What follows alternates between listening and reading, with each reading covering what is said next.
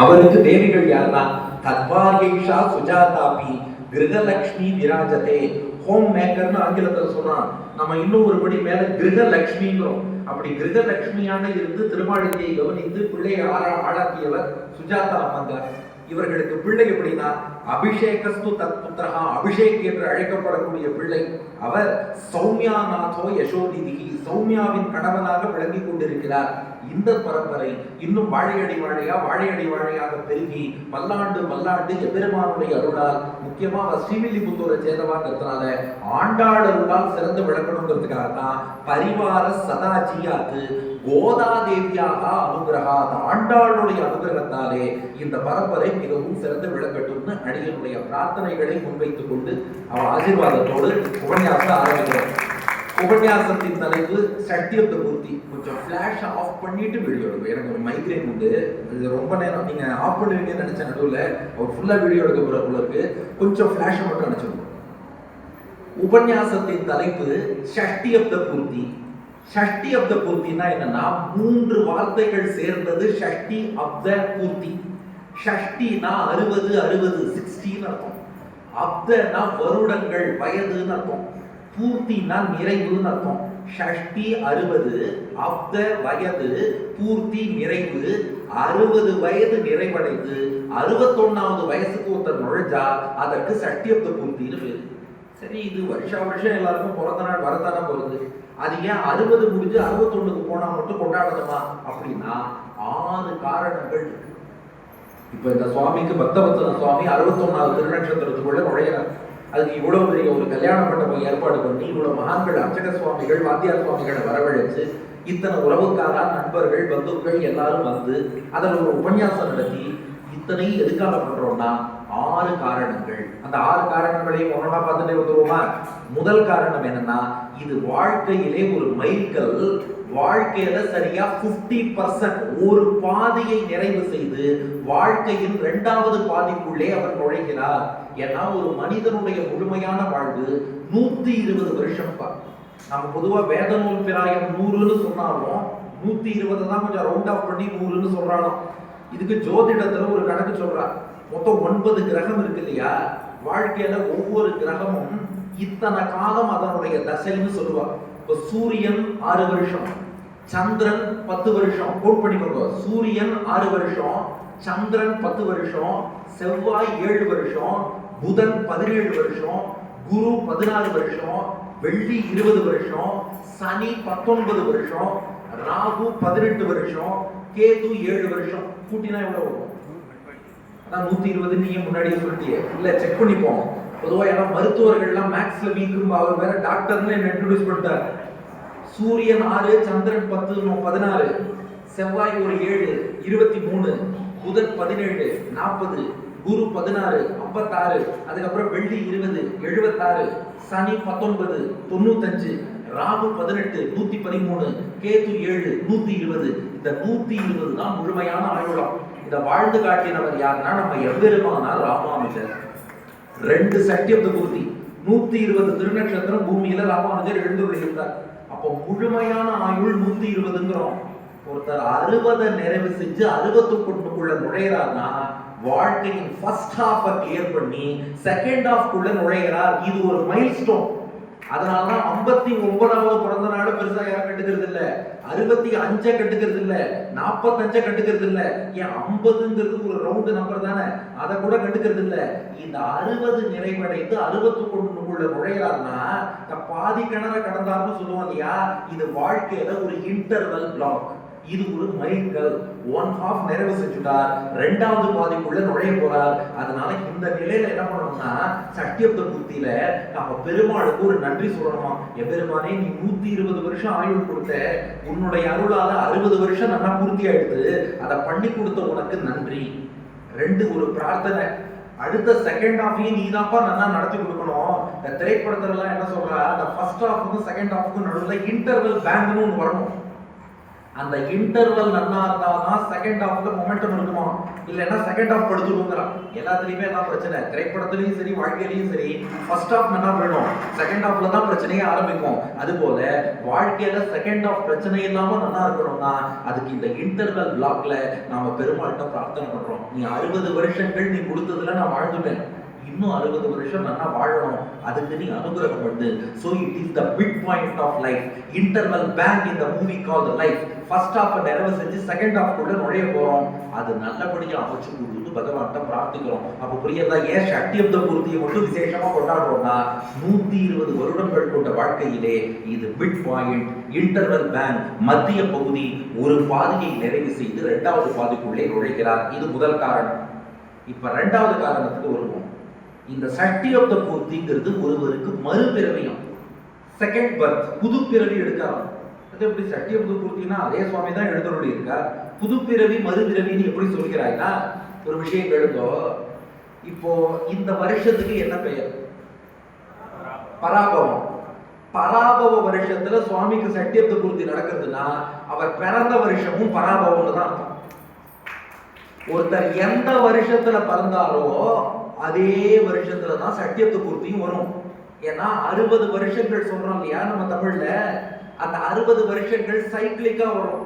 அது என்னென்ன 60 வருஷம்னா பிரபவ விபவ சுக்ல பிரமோதூத பிரஜோத்பத்தி ஆங்கிரச ஸ்ரீ முக பவ யுவ தாது ஈஸ்வர பகுதான்ய பிரமாதி விக்ரம விஷு சித்திரபானு சுபானு தாரண பார்த்திவ விய சர்வஜித் சர்வதாரி விரோதி விக்ருதி கர நந்தன விஜய ஜெய மன்மத துர்முகி ஹே விலம்பி விலம்பி விகாரி சார்வரி பிளவ சுபகிருது சோபகிருது குரோத விஸ்வாவசு பராபவ பிளவங்க கீலக சௌமிய சாதாரண விரோதி கிருது பரிதாபி பிரமாதீஷ ஆனந்த ராட்சச நல பிங்கல காலயுக்தி சித்தார்த்தி ரௌத்ரி துன்மதி துந்துபி ருத்ரோத்காரி ரக்தாட்சி குரோதன அக்ஷய. இதான் 60 வருடங்கள். கைதட்டுறது ரொம்ப நல்லது. ஏன்னு கேட்குறீங்களா? அது அமெரிக்காவில் ஒரு ஆராய்ச்சி பண்ணியிருக்காங்க. அந்த கை தட்டிகிட்டே இருந்தா மூச்சு திணறல் உள்ளவா, ரத்த ஓட்டத்தில் அடைப்பு உள்ளவா, இடுப்பு வலி மூட்டு வலி உள்ளவா, நரம்பு தளர்ச்சி உள்ளவாலாம் கை தட்டிகிட்டே இருந்தா ரொம்ப நல்லது. அமெரிக்காவில் ஆராய்ச்சி பண்ணான்னு சொல்லுவோம். அதுலேயும் உபன்யாசத்துல கை தட்டினா டபுள் மடங்கு கிடைக்கும், பெருமாளும் அனுகிரகம் பண்ணுவார். அது மட்டும் இல்லை, பக்கத்துல யாராவது தூங்கினாலும் முடிச்சுட்டுருவார். கை தட்டுறதுல நிறைய நன்மை இருக்கு. சரி, இப்போ விஷயத்துக்கு வருவோம். இப்போ ஒருத்தர் சர்வஜித் வருஷத்துல பிறந்தார்னா 60 வருஷம் கம்ப்ளீட் ஆகி 61 வரும்போது சக்தியப்த பூர்த்தியும் சர்வஜித்திலேயே வரும். பராபவ வருஷத்துல பிறந்தார்னா சக்தியப்த பூர்த்தியும் பராபவ வருஷத்திலேயே வரும். அப்ப இதுக்கு என்ன சிறப்புன்னா ஒவ்வொரு வருஷமும் பிறந்த நாள் கொண்டாடுவோம். எப்படி கொண்டாடுவோம்? இங்கிலீஷ் டேட் படி. அதான் இல்லை, என் ஃப்ரெண்ட் ஒருத்தர் சொன்னா எனக்கு 4 பிறந்த நாள் இருக்கிறாங்க. எப்படிடா 4 பிறந்த நாள்னு? அதுவா இங்கிலீஷ் டேட் படி ஒரு பிறந்த நாள், தமிழ் டேட் படி ஒரு பிறந்த நாள், ஆபீஸ் ரெக்கார்ட்ல ஒரு பிறந்த நாள், அது இல்லாம நட்சத்திரப்படி ஒரு பிறந்த நாள். மினிமம் பாருங்க, அந்த காலத்துல பிறந்த எல்லாருக்கும் 4 பர்த்டே இருக்கும். ஆனா ஆக்சுவல் பிறந்த நாள்ங்கிறது என்னன்னா அந்த மாசம் நட்சத்திரம், அதுதான் நம்ம சம்பிரதாயப்படி நம்ம பிறந்த நாள் கொண்டாடுவோம். இது வரைக்கும் இந்த சுவாமி 60 பிறந்த நாள் கொண்டாடி இருப்பார். இப்ப எப்படி கொண்டாடி இருப்பார்? ஆனி மாசம் அவர் அவதரித்த நட்சத்திரம். ஆனி மாசம் அவதரித்த நட்சத்திரம் என்ன நட்சத்திரம் சுவாமி? பூராடம். ஆனி பூராடம். மூலம் பூராடம், ஆனி பூராடம்னு கொண்டாடி இருப்பார். ஆனா வருஷம் வேறதான் இருக்கும். மாசம் அதே, நட்சத்திரம் அதே, வருஷம் வேற. சக்தியப்த பூர்த்தி கொண்டாடும் போது ஆனி மாசமும் அப்படியே வந்திருக்கும், பூராட நட்சத்திரமும் அப்படியே வந்திருக்கும், பராபவ வருஷமும் அப்படியே வந்திருக்கும். இது வேற பாசிபிளே இல்லை. அதனால இது ஒரு மறுபிறவி மாதிரியும். அதே வருஷத்துல, அதே மாசத்துல, அதே நட்சத்திரத்துல மீண்டும் ஒரு பிறந்த நாள் கொண்டாடுறாருன்னா அவர் மீண்டும் பிறந்தார்னு அர்த்தம். இதுக்கு இன்னொரு ப்ரூஃப் என்னன்னா 60 வருடங்களுக்கு ஒரு முறை கிரக நிலைகள்லாம் அப்படியே ரிப்பீட் ஆகும். அதனால இப்போ அவர் சஷ்டியப்த பூர்த்தி கொண்டாடும் சமயத்துல அவர் பிறக்கும் போது கிரக நிலைகள் எப்படி இருந்ததோ பெரும்பாலும் கிட்டத்தட்ட அதே மாதிரி கிரக அமைப்புகள், அதே வருஷத்தின் பெயர், அதே மாசம், அதே நட்சத்திரம். அப்போ ஒரு பிறந்த நாள் கொண்டாடுறாருன்னா கிட்டத்தட்ட அது மறுபிறவி என்று நாம் கருதுகிறோம். அதனாலதான் மற்ற எந்த பிறந்த நாளுக்கும் இல்லாத ஏற்றம். 25 கொண்டாடுறது இல்ல, 50 கொண்டாடுறது இல்ல, 75 கொண்டாடுறது இல்ல. 80 சதாபிஷேகத்துக்கு வேற காரணம் இருக்கு. ஆனா இந்த 60 பூர்த்தியாகி 61 சட்டியத்து பூர்த்தியை கொண்டாடுவதற்கு காரணம் இது ஒரு மறுபிறவி, இது ஒரு புதுப்பிறவி. அவர் மீண்டும் பிறந்திருக்கிறார்னு அர்த்தம். அதனாலதான் சொல்றா சீனியர் சிட்டிசன் எல்லாம் குழந்தைகளாக கருத வேண்டும் சொல்றா இல்லையா? நீங்க அவள் வயசாயிடுத்து 60 வயசு ஆயிடுச்சுன்னா அவள் திரும்ப குழந்தை மாறிக்கிறார். ஏன்னா இப்ப அவர் மீண்டும் பிறந்திருக்கிறார். ஏன் இதை மறுபிறவியா கருதுறோம்னா அதுக்குள்ள ஒரு பெரிய நுட்பம் இருக்கு. என்னன்னா பெருமாள் நமக்கு ஒரு செய்தி உணர்த்துறாங்க. நினைச்சு பாருங்க, இந்த கிரக அமைப்புகளோ வருஷங்களோ அதே மாதிரி வருதுன்னா இதெல்லாம் பகவத் சங்கல்பத்தால ஏற்படுறது. பெருமாள் என்ன சொல்றாங்கன்னா, உனக்கு வாழ்க்கையில அறம் பொருள் இன்பம் வீடுன்னு 4 லட்சியம் இருக்கு. அதுல 60 வயசு வரைக்கும் ஏதோ அறம் தர்மப்படி வாழ்ந்துட்டேன், பொருள் பணம் நிறைய சம்பாதிச்சுட்டேன், இன்பம்னு இல்வாழ்க்கையில இன்பமும் அனுபவிச்சுட்டேன். ஆனா வீடு பேரு மோட்சம்னு ஒண்ணு இருக்கு, அதை பத்தி நீ இன்னும் கண்டுக்கவே இல்லை. இனிமையாவது ரிட்டையர் ஆனதுக்கு அப்புறமாவது சீனியர் சிட்டிசன் ஆனதுக்கு அப்புறமாவது நான் உனக்கு ஃப்ரெஷ் லீஸ் ஆஃப் லைஃப் தருகிறேன், 2வது வாய்ப்பு தருகிறேன். இப்போதாவது மோட்சத்தை பத்தி சிந்தனை பண்ணாலுமே, இப்போதாவது ஆன்மீகம் சம்பிரதாயம் பெருமாள் ஒருத்தர் இருக்கார், ஆழ்வார் ஆச்சாரியர்கள் இருக்கார், வேதம் இருக்கு, அருளிச்செயல் இருக்கு, இதெல்லாம் கத்துக்கணும். இதில் ஆர்வத்தை இப்போதாவது வளர்த்துக்கொண்டு ஆங்கிலத்துல வேக்கப் கால்னு சொல்றவங்க, அந்த வேக்கப் கால் தான் இந்த சட்டியத்து பூர்த்தியாம். அதனால இதுல என்ன பண்ணுவாங்கன்னா, ஒரு குழந்தை பிறந்தா தானம் பண்ணணும்பா. சட்டியத்தை பூர்த்தியிலேயே தானங்கள் உண்டு. ஏன்னா அது திரும்ப குழந்தை பிறந்த மாதிரி. அதனால பசுமாடு, தங்கம், பூமி தானம் பண்ணுவது, வஸ்திர தானம் பண்ணுவது, இதுல என்ன பாசிபிளோ குழந்தை பிறந்தா தானம் பண்ற மாதிரி சட்டியத்தை பூர்த்தியில தானம் பண்ணணும்பா. அடுத்து இவ புதுசா பிறந்திருக்காரு, அதனாலதான் ஒரு மாங்கல்ய தாரணம் 60ஆம் கல்யாணம்ங்கிறோம். ஏன்னா புதுசா பிறந்ததா கணக்கு, திரும்ப கல்யாணம் பண்ணிக்கிறார். அப்ப இதெல்லாம் நமக்கு சிம்பாலிக்கா என்ன உணர்த்துறதுன்னா, இது வரைக்கும் அந்த சுவாமி முன்னாடியே மோட்சத்துல எல்லாம் அனுபவம் கொண்டவர் தான், மத்தவ விஷயத்துல வச்சுக்குவோம். ஏன்னா அவர் ரொம்ப பக்தியோடு ஈடுபாட்டோடு இருப்பவர். பொதுவா நம்ம அறம் பொருள் இன்பம்னு 3 விஷயத்தை போக்கஸ் பண்ணிட்டோம். வீடு பேருங்கிற மோட்சத்தை நம்ம கண்டுக்காம இருந்திருப்போம். இந்த சட்டியத்தை பூர்த்தியில பகவான் வேக்கப் கால் கொடுக்குறாப்பா, கொஞ்சம் முடிச்சுக்கோ, நான் ஒருத்தன் இருக்கேன், கொஞ்சம் என்னையும் கவனி. இது வரைக்கும் நீ லௌகிக்க வேலைகள்லாம் கவனிச்சது போதும், இப்போது ரிட்டையர் ஆயாச்சு, ஓய்வு, சீனியர் சிட்டிசன், இனியாவது என்னை நோக்கி வான்னு பகவான் அழைக்கிறான். இது தொண்டரடிப்படையாழ்வாரோட அழகான பாசுரம். இந்த பாசுரம் சொல்லாம சட்டியத்தை பூர்த்தி உபன்யாசம் பண்ண முடியாது. வேத நூல் பிராயம் 100 மனிதர் தான் புகுவரேலும் பாதியும் உறங்கி போகும், நின்ற 15 ஆண்டு பேதை பாலக நதாகும், பிணிபசி முப்பு துன்பம் ஆதலால் பிறவி வேண்டேன் அரங்கமா நகருடானே. தொடரடிப்படி ஆழ்வார் பாடுகிறார், வேத நூல் பிராயம் 100. வேதம் சொல்லுது சதாயு புருஷா, மனுஷனுக்கு 100 வயசு ஆயுள்னு. ஆனா 100 வயசை நம்ம எப்படி கழிக்கிறோம்னு ஆழ்வார் பாடுறார் பாருங்க. பாதியும் உறங்கி போகும். 100 வயசுல 50 வருஷம் தூங்கியே கழிச்சுட்டோம், 50%. இது நம்ம ராத்திரியில தூங்கினதை மட்டும் கணக்கு பண்ணி ஆழ்வார் 50 வருஷத்தை தூங்கி கழிச்சோம்னா, நம்ம பகல்லையே ஸ்கூல்ல தூங்கிறது, காலேஜ்ல தூங்கிறது, ஆபீஸ்ல தூங்கிறது, உபன்யாசத்துல தூங்கிறது எல்லாத்தையும் கணக்கு பண்ணா 70-75 வருஷத்தை தூங்கியே கழிச்சிட்டோம். பாதியும் உறங்கி போகும். மிச்சம் எவ்வளவு இருக்கு? 50 இருக்குன்னு வச்சுப்போம். சரி, ராத்திரியில தூங்கிறத மட்டும் வச்சுப்போம், 50 வருஷம் மிச்சம் இருக்கு. நின்றதில் 15 ஆண்டு பேதை பாலகன் அதாகும். முதல் 10-15 வருஷம் இருக்கு பாருங்க, விளையாட்டுத்தனமா குழந்தைத்தனமா ஏதோ விளையாடி விளையாடி விளையாடி விவரம் தெரியாம ஒரு 10-15 வருஷத்தை கழிச்சிட்டோம். அப்புறம் ஒரு பின்னாடி கடைசி 35 வருஷம் இருக்கு பாருங்க, பிணி பசி மூப்பு துன்பம், வியாதியை பத்தி புலம்பி, வியாதி இருக்கு இல்லைங்கிறது அப்புறம் வியாதியை பத்தி பேசி பேசி புலம்பி யார் வந்தாலும் சார் வாங்க சார், 1,00,000 பேர்ல ஒருத்தருக்கு தான் இந்த வியாதி இருக்குமா, அந்த வியாதி எனக்கு இருக்குன்னு டாக்டர் சொல்லிட்டார் சார், இதுக்கு பார்த்தா ஆபரேஷன் பண்ணாலும் குணமாகாதான், மாத்திரை சாப்பிட்டாலும் குணமாகாதான், அப்படி ஒரு வியாதி வந்துருச்சு. வரவா எல்லாத்தையும் வியாதியில் பேசி பேசியே ஒரு 35 வருஷம். அது சில பேர் இருக்காங்க, பயப்படுவோம், ஐயோ அவர்கிட்ட போனா ஒரு வியாதியை பத்தி பேசுவாரே, நாம் பயந்து ஓடிடுவோம், அவங்களுக்கு சிரிக்கிற பிறகு அவங்களுக்கு அனுபவம் இருக்கு. இந்த மாதிரி ஒரு 35 வருஷம். இப்ப தொண்டரடிப்படி ஆழ்வார் கேட்கிறார், வாழ்க்கையில எவ்வளவு மிச்சம் இருக்குங்க? 100 வருஷத்துல 50 வருஷத்தை தூங்கி கழிச்ச, 15 வருஷத்தை விளையாடி கழிச்ச, 35 வருஷம் வியாதியை பத்தி பேசியே கழிச்ச, எவ்வளவு மிச்சம் இருக்கு? ஒண்ணும் இல்லை. அதனாலதான் சீக்கிரம் பக்தியில ஈடுபடணும், சின்ன வயசுலயே சம்பிரதாயத்துக்கு வந்துடணும். அது முடியலையா 60 வயசுலயாவது ஒரு பேக்கப் கால். இப்பவும் நாம வரலன்னா நம்ம என்ன நினைச்சிட்டு இருக்கோம்னா, இன்னும் நிறைய காலம் இருக்குன்னு நினைச்சிட்டு இருக்கோம். அது எப்படியோ கழிந்து விடும், எப்படியோ போயிடும். எவ்வளவு சீக்கிரம் முடியுமோ அவ்வளவு சீக்கிரம் சம்பிரதாயத்துக்குள்ள வரணும். அதுக்கு ஒரு வேக்கப் கால் கொடுக்கறதான் பகவான் என்ன பண்றாங்கன்னா, சட்டியத்தை பூர்த்தியை ஏற்படுத்தி இதிலே அதே மாதிரி கிரக அமைப்புகள் வெறுபடியாக பண்ணி இது ஒரு மறுபிறப்பு புதுபிறப்பு போல ஏற்படுத்தி, ஏற்கனவே உனக்கு மனித பிறவி கொடுத்தேன், நல்ல பெற்றோர்களை கொடுத்தேன், ஆச்சாரிய சம்பந்தத்தை கொடுத்தேன், இது வரைக்கும் நீ யூட்டிலைஸ் பண்ணியோ இல்லையோ, நோ ப்ராப்ளம், பகவானுக்கு கருணை ஜாஸ்தி, இதே பிறவியில நான் உனக்கு செகண்ட் சான்ஸ் தரேன், இந்த செகண்ட் சான்ஸை யூட்டிலைஸ் பண்ணிக்கோங்கிற அதுதான் சட்டியத்தை பூர்த்தி. இந்த நுட்பத்தை கம்பர் ரொம்ப அழகா பாடினார். கம்பராமாயணத்துல தசரதன், இது நம்ம 60ங்கிறோம், தசரதனுக்கு 60,000 வருஷத்துல தசரதனுக்கு ஒரு ரியலைசேஷன் மட்டும்தான். இந்த கம்பருடைய பாட்டு பாருங்க. மன்னனே அவனியை மகற்கு ஈந்து நீ பன்னரும் தவபுரி பருவம் ஈதென கண்ண மூலத்தில் கழற வந்தென நின்னன கருமை போய் வெளுத்ததோர் மயிர். தசரத சக்கரவர்த்தி 60,000 வருஷம் ஆயிடுத்து. ஒரு நாள் கண்ணாடியில தலைவாரிட்டு இருக்காரா, காதோரமா ஒரே ஒரு நரைச்ச முடி வந்துதான். தசரதன் எவ்வளவு இளமை பாருங்க, 60,000 வருஷத்துலதான் காதோரமா முதல் நரைச்ச முடியே வந்திருக்கு. நமக்கெல்லாம் 30லயே, எனக்குமே நிறைய ஆரம்பிச்சுடுது, எனக்கு என்ன 35 வயசு தான், நமக்கே நிறைய முடி வர ஆரம்பிச்சுடுது. தசரதனுக்கு 60,000 வருஷம் வரைக்கும் ஒரு நரைமுடி கூட கிடையாது. 60,000 வயசுல முதல் நரைமுடி காதோரமாக வந்துதான். எல்லாருக்குமே பாருங்க, நரைமுடி காதோரம் தானே முதல்ல வருது. நல்லா கவனிச்சு பாருங்க, முதல்ல இங்கதான் நரைக்கும், அதுக்கப்புறம் தான் மேலதான் நரைக்க ஆரம்பிக்கும். ஏன் காதோரமா வந்ததுன்னா கம்பர் காரணம் சொல்றாரு, அது காதுக்குள்ள போய் ரகசியம் சொல்றதான்.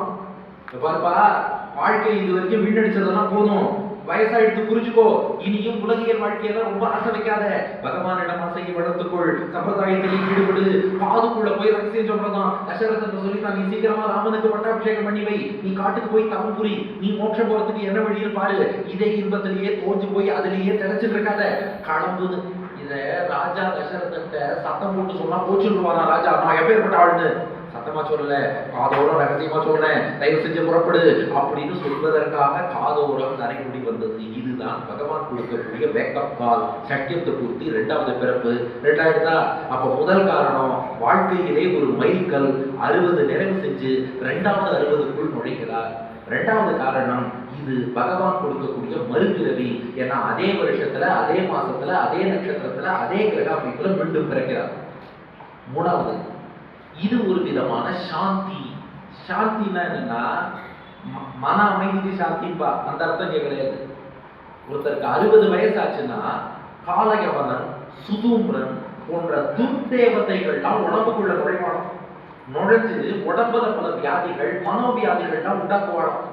சாந்தினா அந்த எஃபெக்டை நல்லிஃபை பண்ணுவதுன்னு அர்த்தம். அந்த துர்தேவதைகள் உடம்பை தாக்காதபடி உடம்பை தாக்கக்கூடிய ரட்சை இந்த சத்தியத்தை பண்றது. எதுக்காகனா 60 வயசானாலே உங்களுக்கே தெரியும், பல பல வியாதிகள் வர ஆரம்பிச்சிடும்.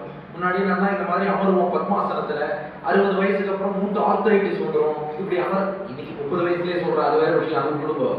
அது சாப்பிட்றதெல்லாம் ஏதோ சாப்பிட்டு 30 வயசுலயே இப்படி உட்கார முடியலன்னு சொன்னா அது இவரோட ப்ராப்ளம். ஆனா 60 வயசுல அந்த ப்ராப்ளம் எல்லாருக்கும் வரும்.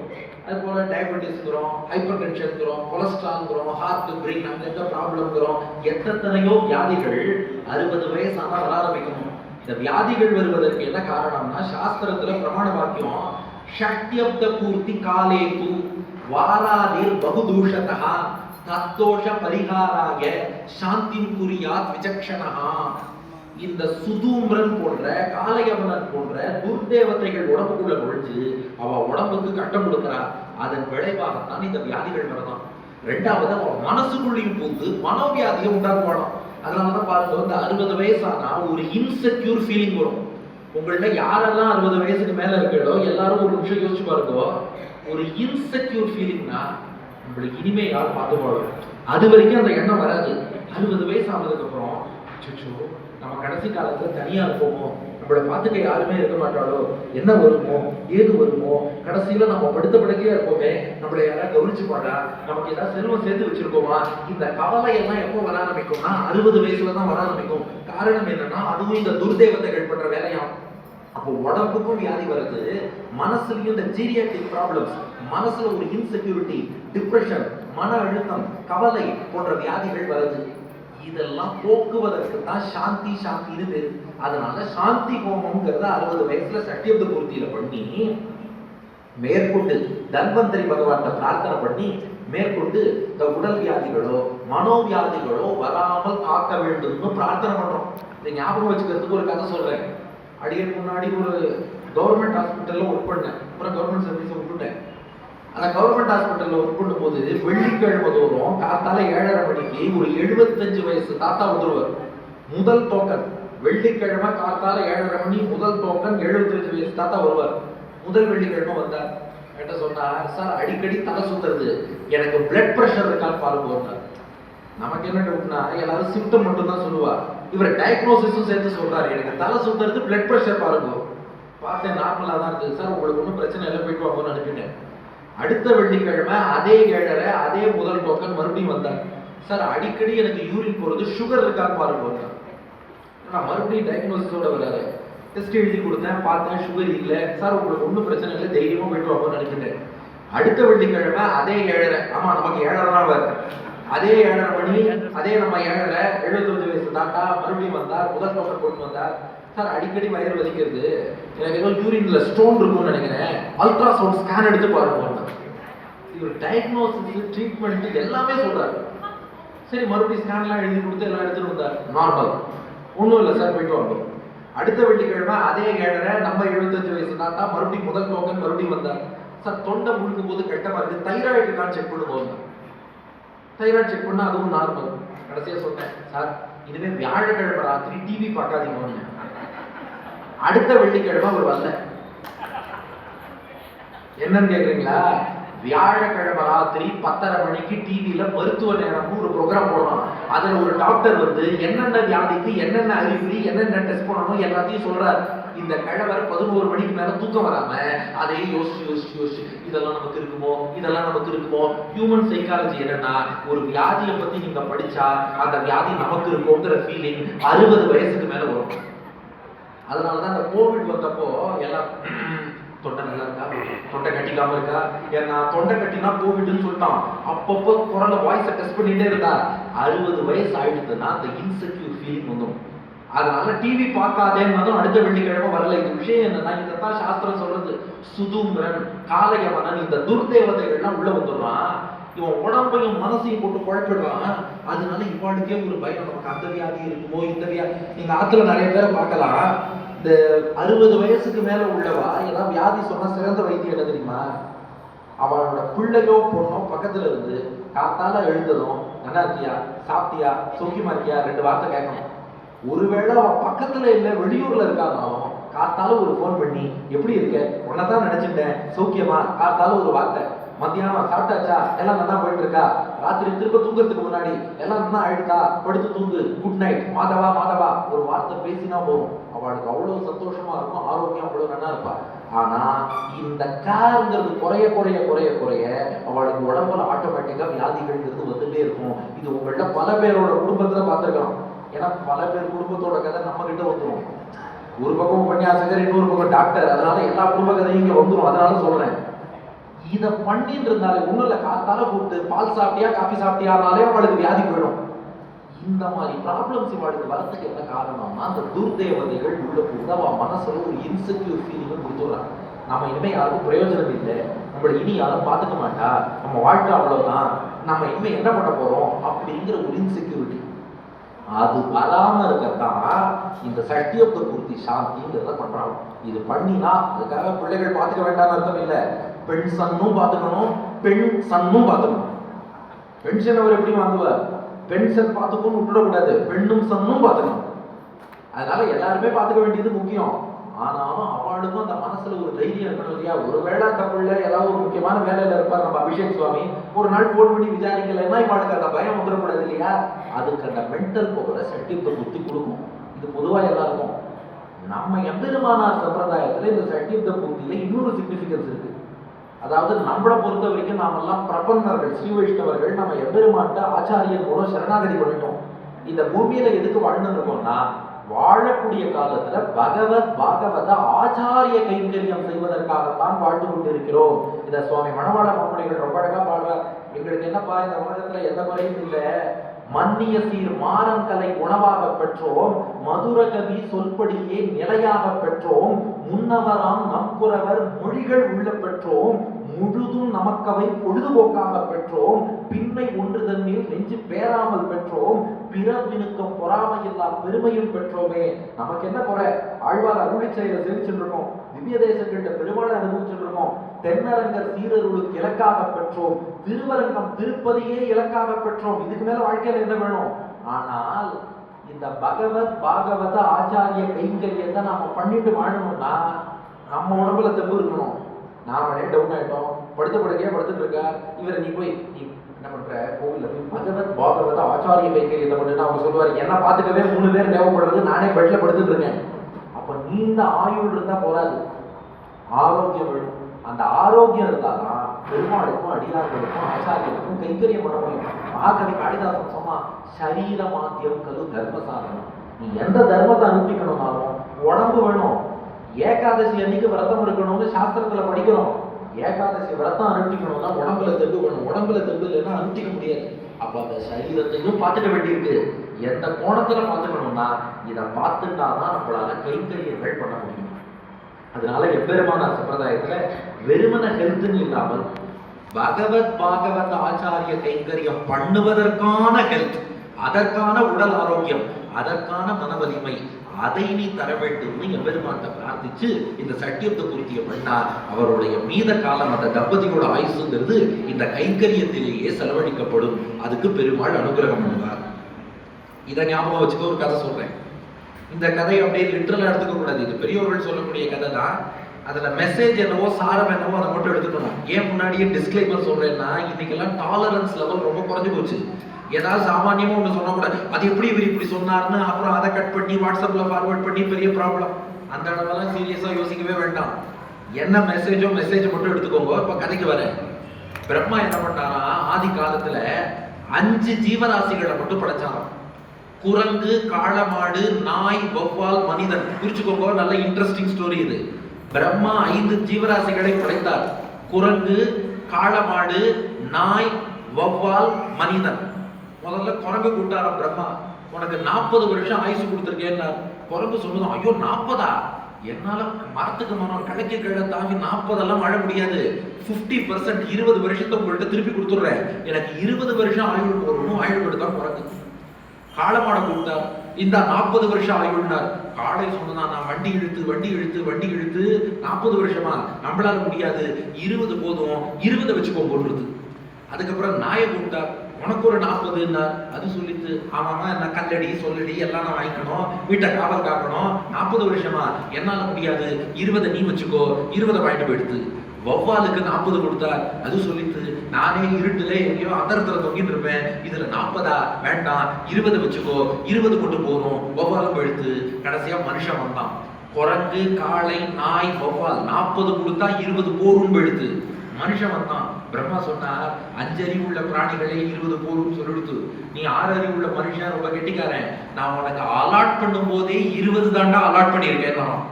இவன் கோச்சுட்டான். என்ன பிரம்மதேவரே, நான் எவ்வளவு கற்பனை பண்ணியிருந்தேன். இந்த உலகத்துல கண்டு கேட்டு உற்று மோந்து உண்டு உடலும் 5 அறிவி கண்ட சிற்றின்பங்களை எல்லாம் அனுபவிக்க வேண்டும்னு ஆசைப்பட்டேனே. ஒவ்வொரு நாளும் டிஃபன் சாப்பிட்டு, டீ குடிச்சு, டிவி பார்த்து, ஐபிஎல் பார்த்து எவ்வளவுலாம் சந்தோஷப்படணும்னு ஆசைப்பட்டேன். எனக்கு வெறும் 20 போதாது. பிரம்மா கேட்டார், உனக்கு எவ்வளவு தாண்டா வேணும்னார். எனக்கு மினிமம் 100 வயசாவது வேணும். நான் உனக்கு கொடுத்ததே 20 தாண்டா, நீ இது 70 வேணுங்கிறியே, நான் 70க்கு எங்க போறதுன்னு பார்த்தாரா பிரம்மா. குரங்கு, காளமாடு, நாய், வௌவால் ஆளுக்கு 20 வேண்டாம்னு சொல்லியோ கூட்டினா எவ்வளவு வரும்? 80 இருந்தாலும் டிரான்ஸ்பர் பண்ணிட்டான். அதனால மனித வாழ்க்கை 100 வருஷம் இருக்கு பாருங்க, அதுல முதல் 20 குரங்கு கிட்ட இருந்து டிரான்ஸ்பர் பண்ணுது. அதனாலதான் முதல் 20 வருஷம் இவனும் குரங்கு மாதிரியே இருக்கான். அங்க இங்க தாவிட்டே இருக்கான், விளையாட்டுத்தனமா இருக்கான், ஒரு சீரியஸ்னஸே இல்ல.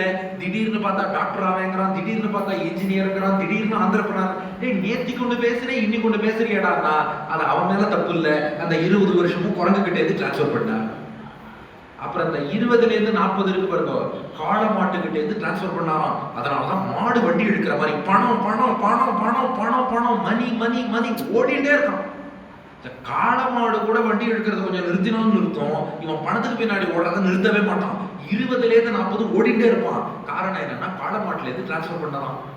40ல இருந்து 60 இருக்கு பாருங்க, அதுதான் மனுஷனுக்குன்னு பிரம்மா கொடுத்த 20. அதனாலதான் திடீர்னு 41 வயசுல ஆன்மீகத்துல நாட்டம் வரும். 41 வயசுல நான் திவ்ய பிரபந்தம் கத்துக்க போறேன், விஷ்ணு சகஸ்ரநாமம் கத்துக்க போறேன், 41 வயசுல கோவிலுக்கு போறேன்னு கிளம்புவேன். ஏன்னா 40 வருஷம் எப்படி இருந்தா திடீர்னு கிளம்புறாரு. நான் இதுதான் மனுஷனுக்குன்னு கொடுத்தது. அதனால அப்ப மட்டும் பக்தி எல்லாம் வரும். இதுக்கப்புறம் சீனியர் சிட்டிசன்ஸ் கோச்சிக்காதீங்க, புரியறதுக்காக தான் சொல்றோம். 60ல இருந்து 80 எங்க இருந்து டிரான்ஸ்பர் பண்ணாரு தெரியுமா? நாய்கிட்ட இருந்து.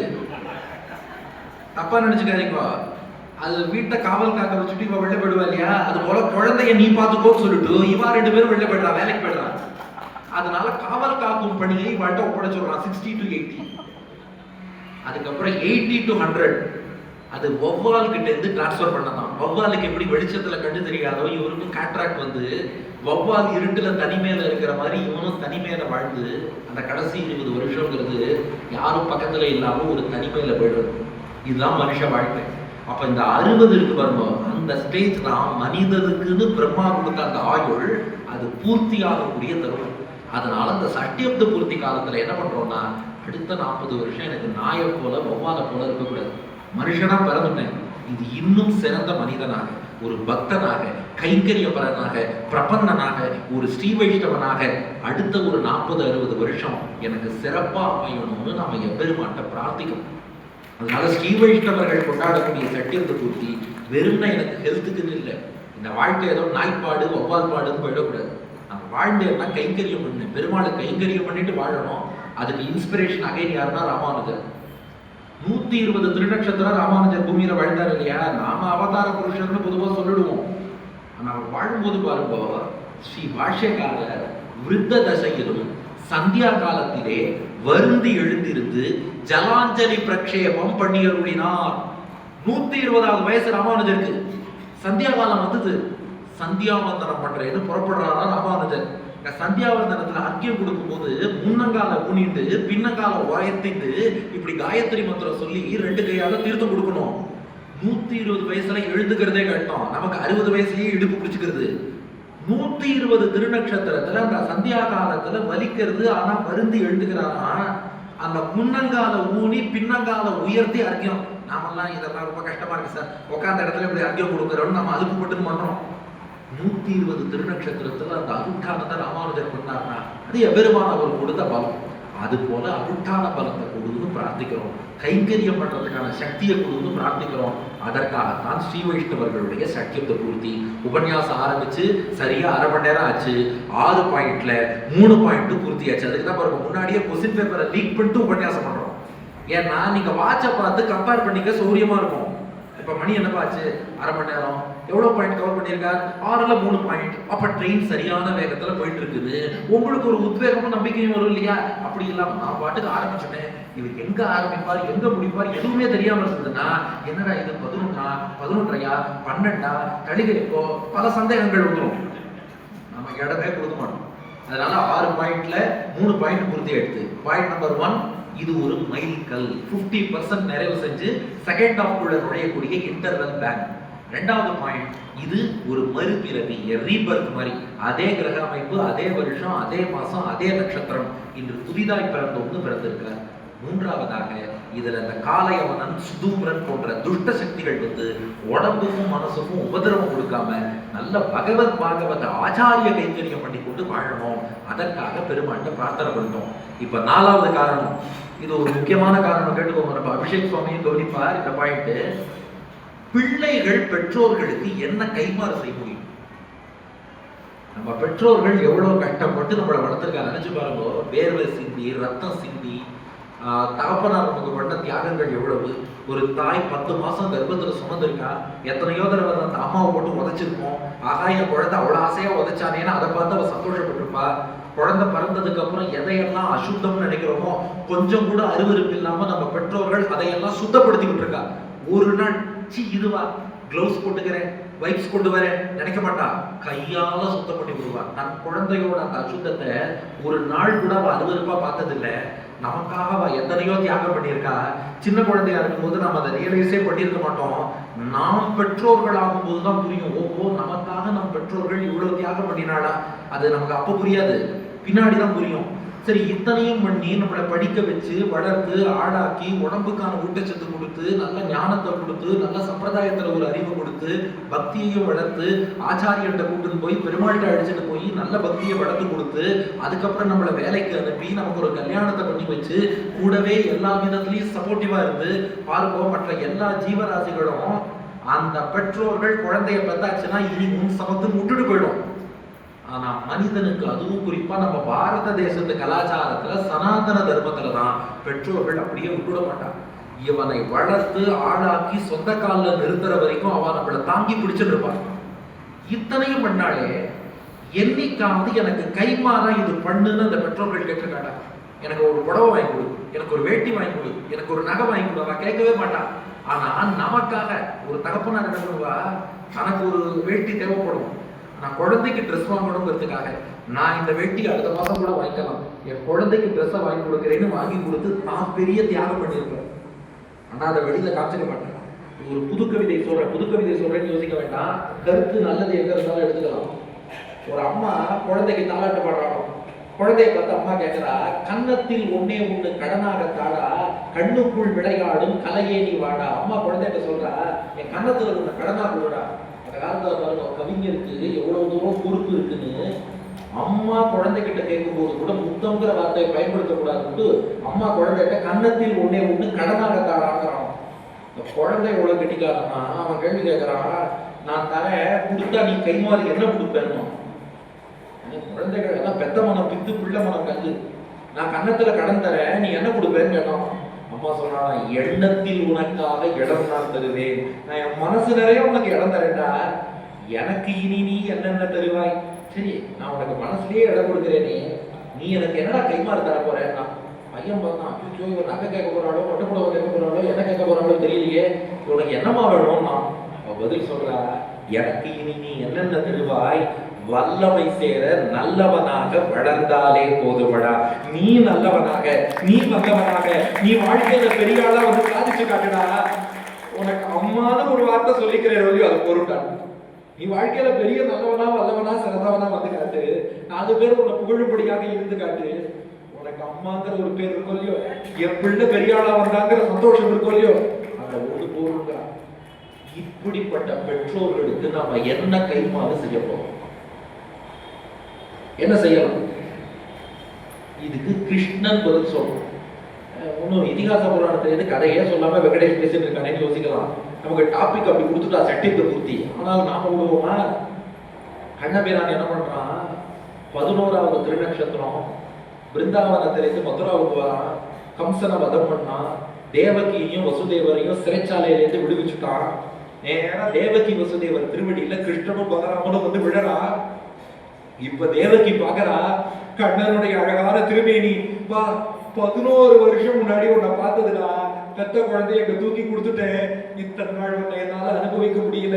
யசோதை எல்லாத்தையும் அனுபவிச்சா, முழுதும் பெண்ணை அலைந்து தொட்டுண்ணும் முகிழ் நஞ்சிரு தாமரை கையும் எழில்கொள் தாப்பு கொண்டு அடிப்பதற்கு எழுது நிலையும் வெண்டையில் தோய்ந்த செவ்வாய் அழுகையும் மஞ்சி நோக்கும் மண்ணோக்கும் அணிகுள் செஞ்சிருவாய் நடிப்பதுவும் தொழுகையும் இவை கண்ட அசோதை தொல்லை இன்பத்து இறுதி கண்டாளே.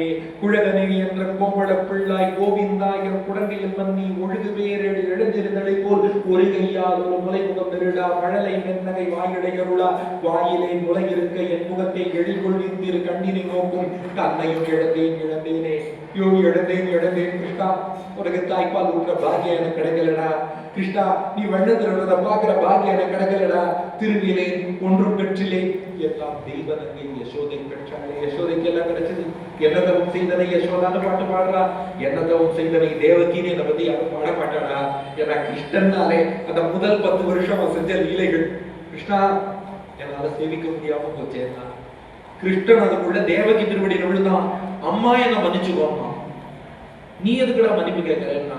கிருஷ்ணன் சொன்னான், இந்த 11 வருஷம் பெற்றோர்களுக்கு பணிவிடை செய்யாமல் வாழ்க்கையை வீணடித்தேனே, என்ன மன்னிச்சுடுமா. என்னடா சொல்றேன் நான். கிருஷ்ணன் சொல்ற ஸ்லோகம் நோட் பண்ணிக்கோங்க. பாகவத புராணத்துல நான் தயோர்யாதி நிர்வேஷம் பித்ரோர் மர்த்தியஹா சதாயுஷஹா.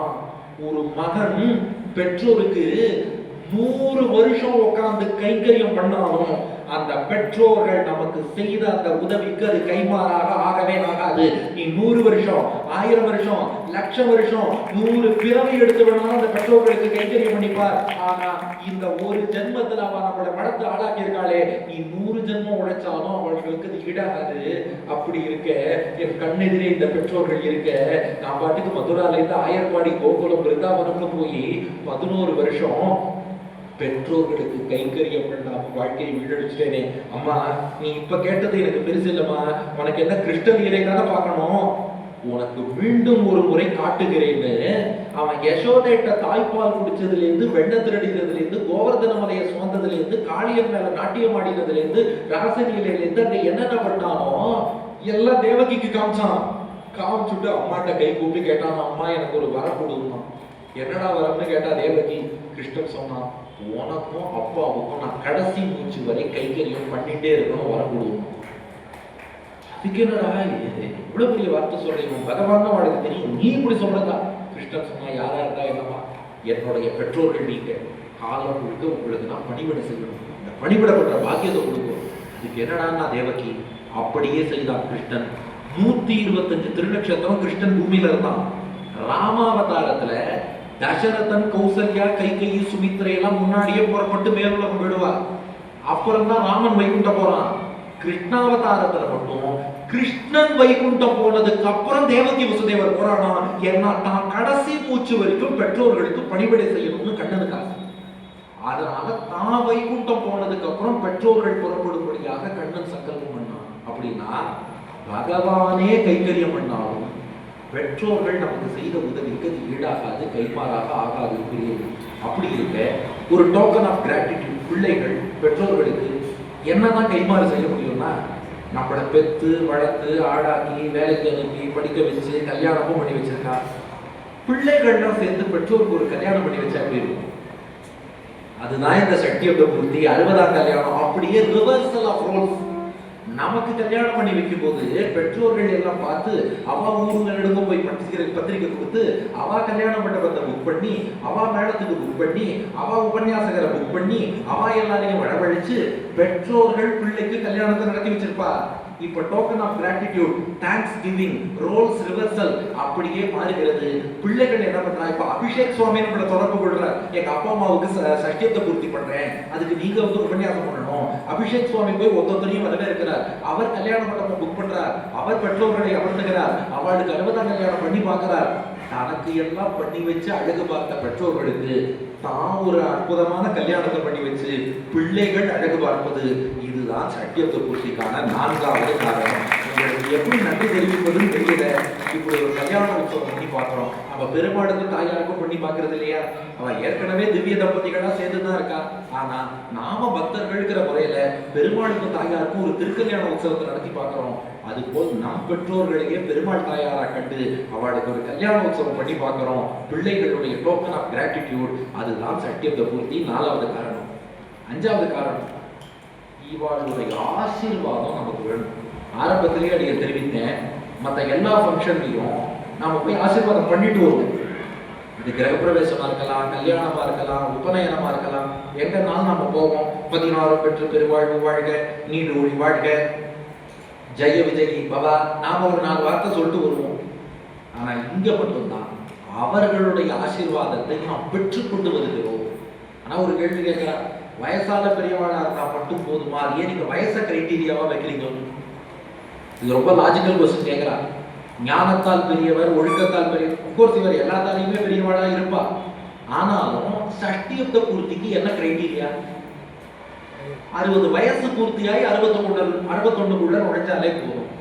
அப்போ வயது கம்ப்ளீட் ஆவதே பை இட் செல்ஃப் ஒரு தகுதியா கிரைட்டீரியாவாக ஆகுமா? கேள்வி சரியா? ஒத்துக்கிறீங்களா? 60 வயசு ஆயிட்டாலே அவர் ஆசீர்வாதம் பண்ணலாம்னு சொல்லலாமான்னா, இதை பத்தி மனுஸ்மிருதியில ஒரு விஷயம் இருக்கு. அதாவது ஒருத்தர் வயசானவர்னாலே வாழ்க்கையில அவர் நிறைய அனுபவங்களை பார்த்தவர், நிறைய நல்லது கெட்டதை சந்தித்தவர், இன்ப துன்பங்கள் அனைத்தையும் கடந்து வந்தவர். அவருடைய அனுபவம்ங்கிறது எப்படினாலுமே பெருசுதான். ஒரு வயசானவா இருக்காங்க நினைச்சு பாருங்க, அனுபவம்ங்கிறது பெரிய கைடு. அனுபவம் தான் சிறந்த ஆசான்பா. ஒரு சின்ன உதாரணம் சொல்றேன். ஒரே நாள்ல ஒரு அமாவாசையும் வருது, மாசப்பிறப்பும் வருது. என்ன தர்ப்பணம் பண்றது, அமாவாசை தர்ப்பணம் பண்றதா மாசப்பிறப்பு தர்ப்பணம் பண்றதான்னு கன்ஃபியூஸ் ஆனா, ஒரு வயசானவா இருந்தா என்ன பண்ணுவாங்கன்னா, ஒரு 30 வருஷம் முன்னாடி இதே மாதிரி வந்தது, அப்ப எங்க ஆச்சாரியன் இப்படி சொன்னார், இப்படி பண்ணும்பா.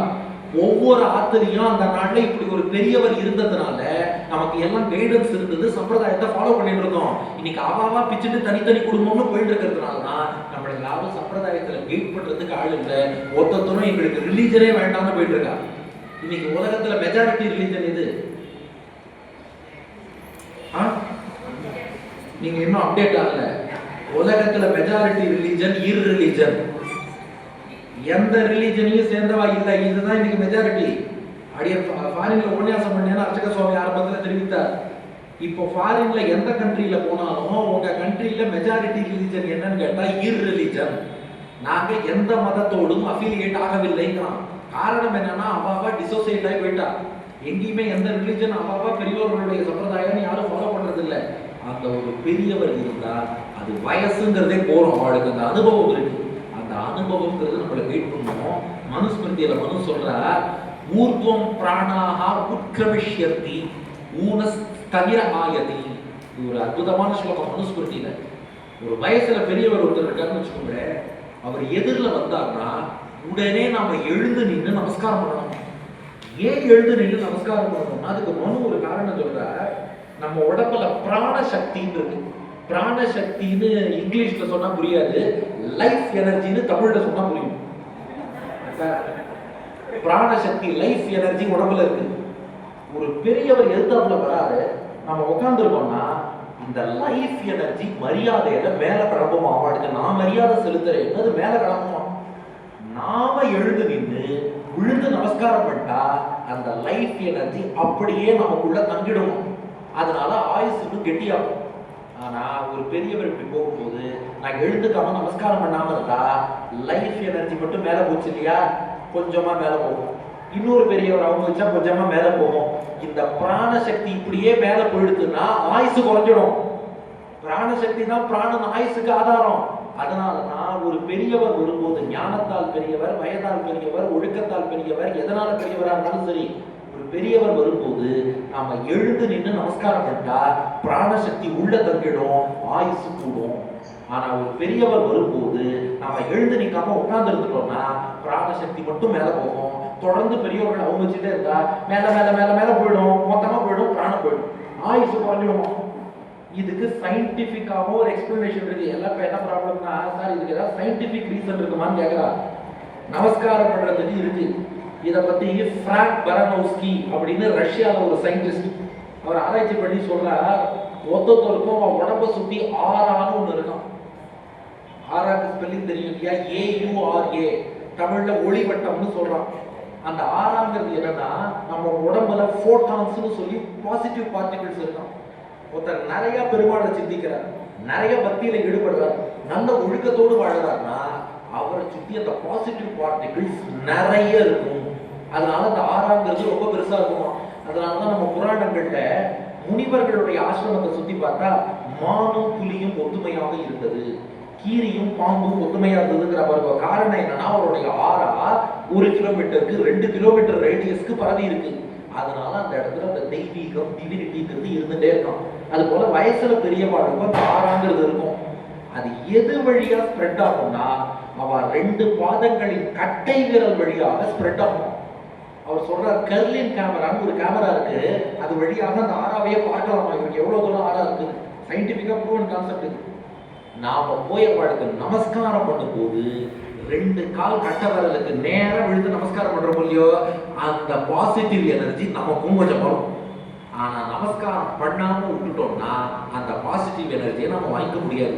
அதனாலதான் பெரியவர்கள் இருக்காங்கன்னா நாம விழுந்து செஞ்சு நமஸ்காரம் பண்ணுவதுங்கிறது, குழந்தைகள் இளைஞர்கள்லாம் கேட்டு நோட் பண்ணிக்கோங்க, பக்கா சயின்டிபிக் கான்செப்ட் அது.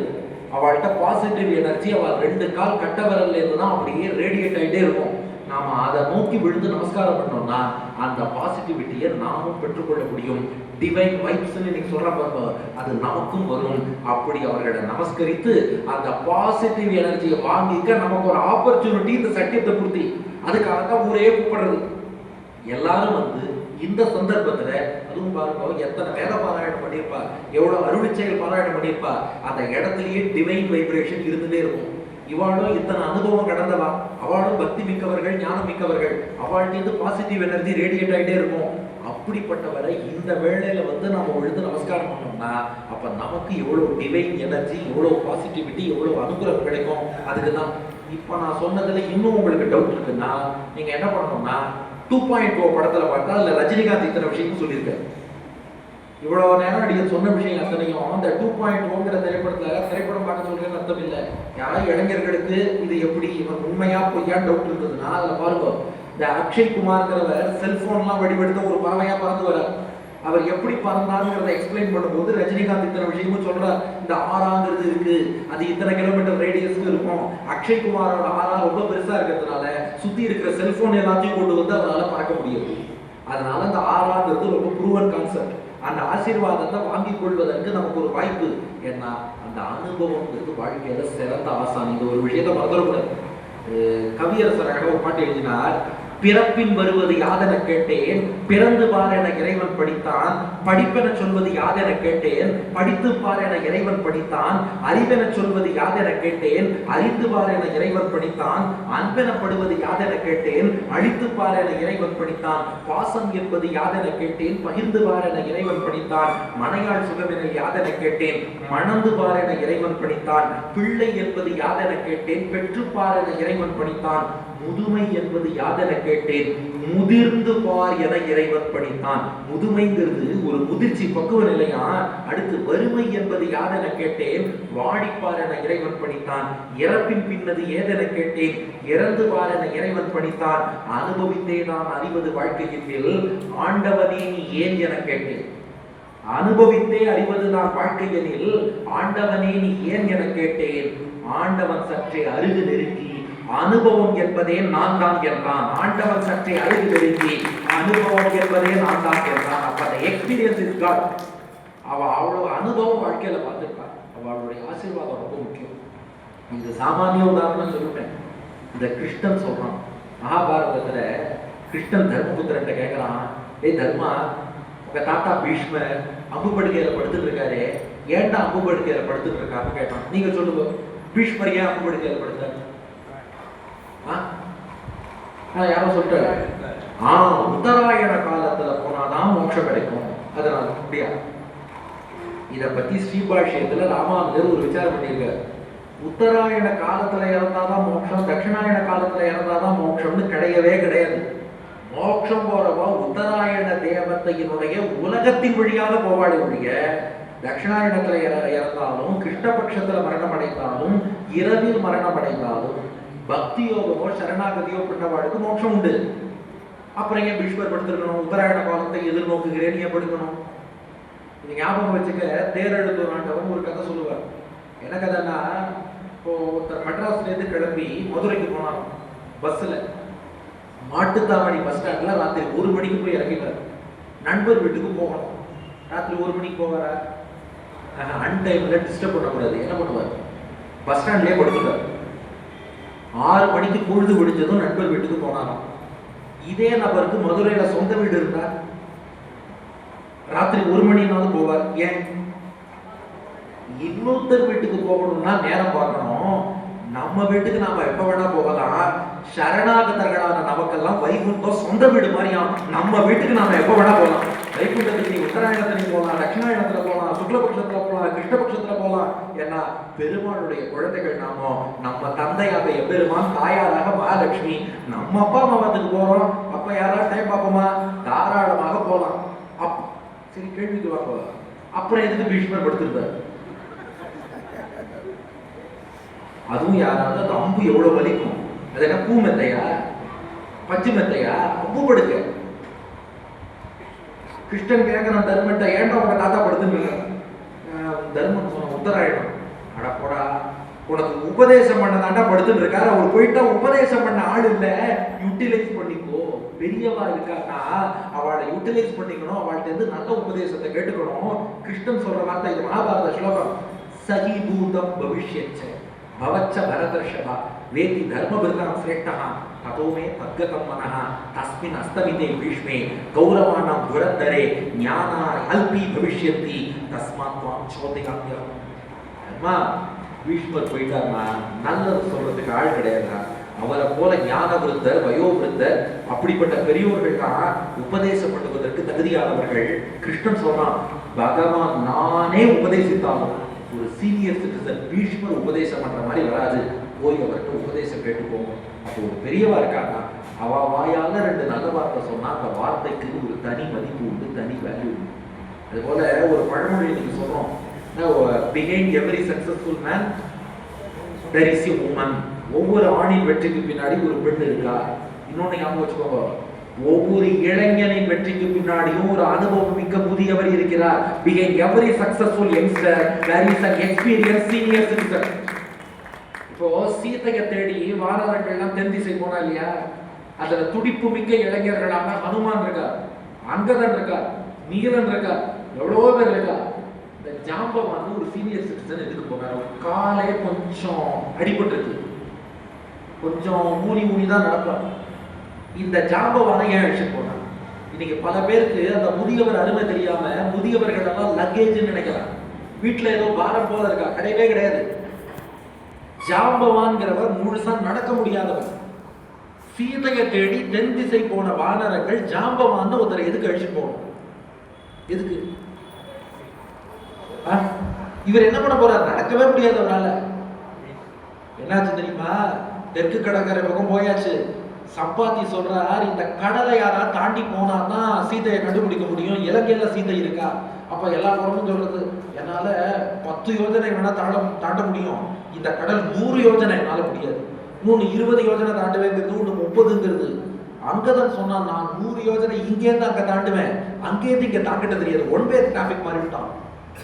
ஆனா ஹனுமான் மட்டும் எதுவுமே தெரியாதவரா தனியா உட்கார்ந்து இருந்தார். எந்த சீனியர் சிட்டிசனை நம்ம வீட்டுக்கு பாரம் லக்கேஜ்னு தப்பான வார்த்தையால எழுந்துட்டு இருக்கோமோ, அந்த ஜாம்பவான் அனுமான்ட்ட வந்தார். அனுமனே, உனக்கு தாண்டா தாண்டறதுக்கு ஆற்றல் இருக்கு, உன் பெருமை என்னங்கிறத நீ மறந்துட்ட, நான் ஞாபகப்படுத்துறேன்.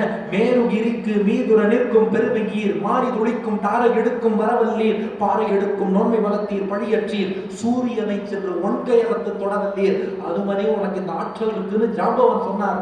ஹனுமான் அதுக்கப்புறம் தான் தன் பெருமை என்ன உணர்ந்தார். அப்ப ஹனுமான் சொன்னான், ராமனுடைய கட்டளை ஒரு சிறகு, ஜாம்பவானுடைய ஆசீர்வாதம் ஒரு சிறகு, 2 சிறகுகளால் இலங்கைக்கு பறக்கிறேன்னு ஹனுமான் பறந்தார். நம்ம எல்லாரும் ஹனுமான் பறந்தாருங்கிறோம். ஆனா அவன் வெற்றிக்கு பின்னாடி ஜாம்பவான் ஒரு சீனியர் சிட்டிசன் இருக்காருங்கிறத மறந்துடக்கூடாது.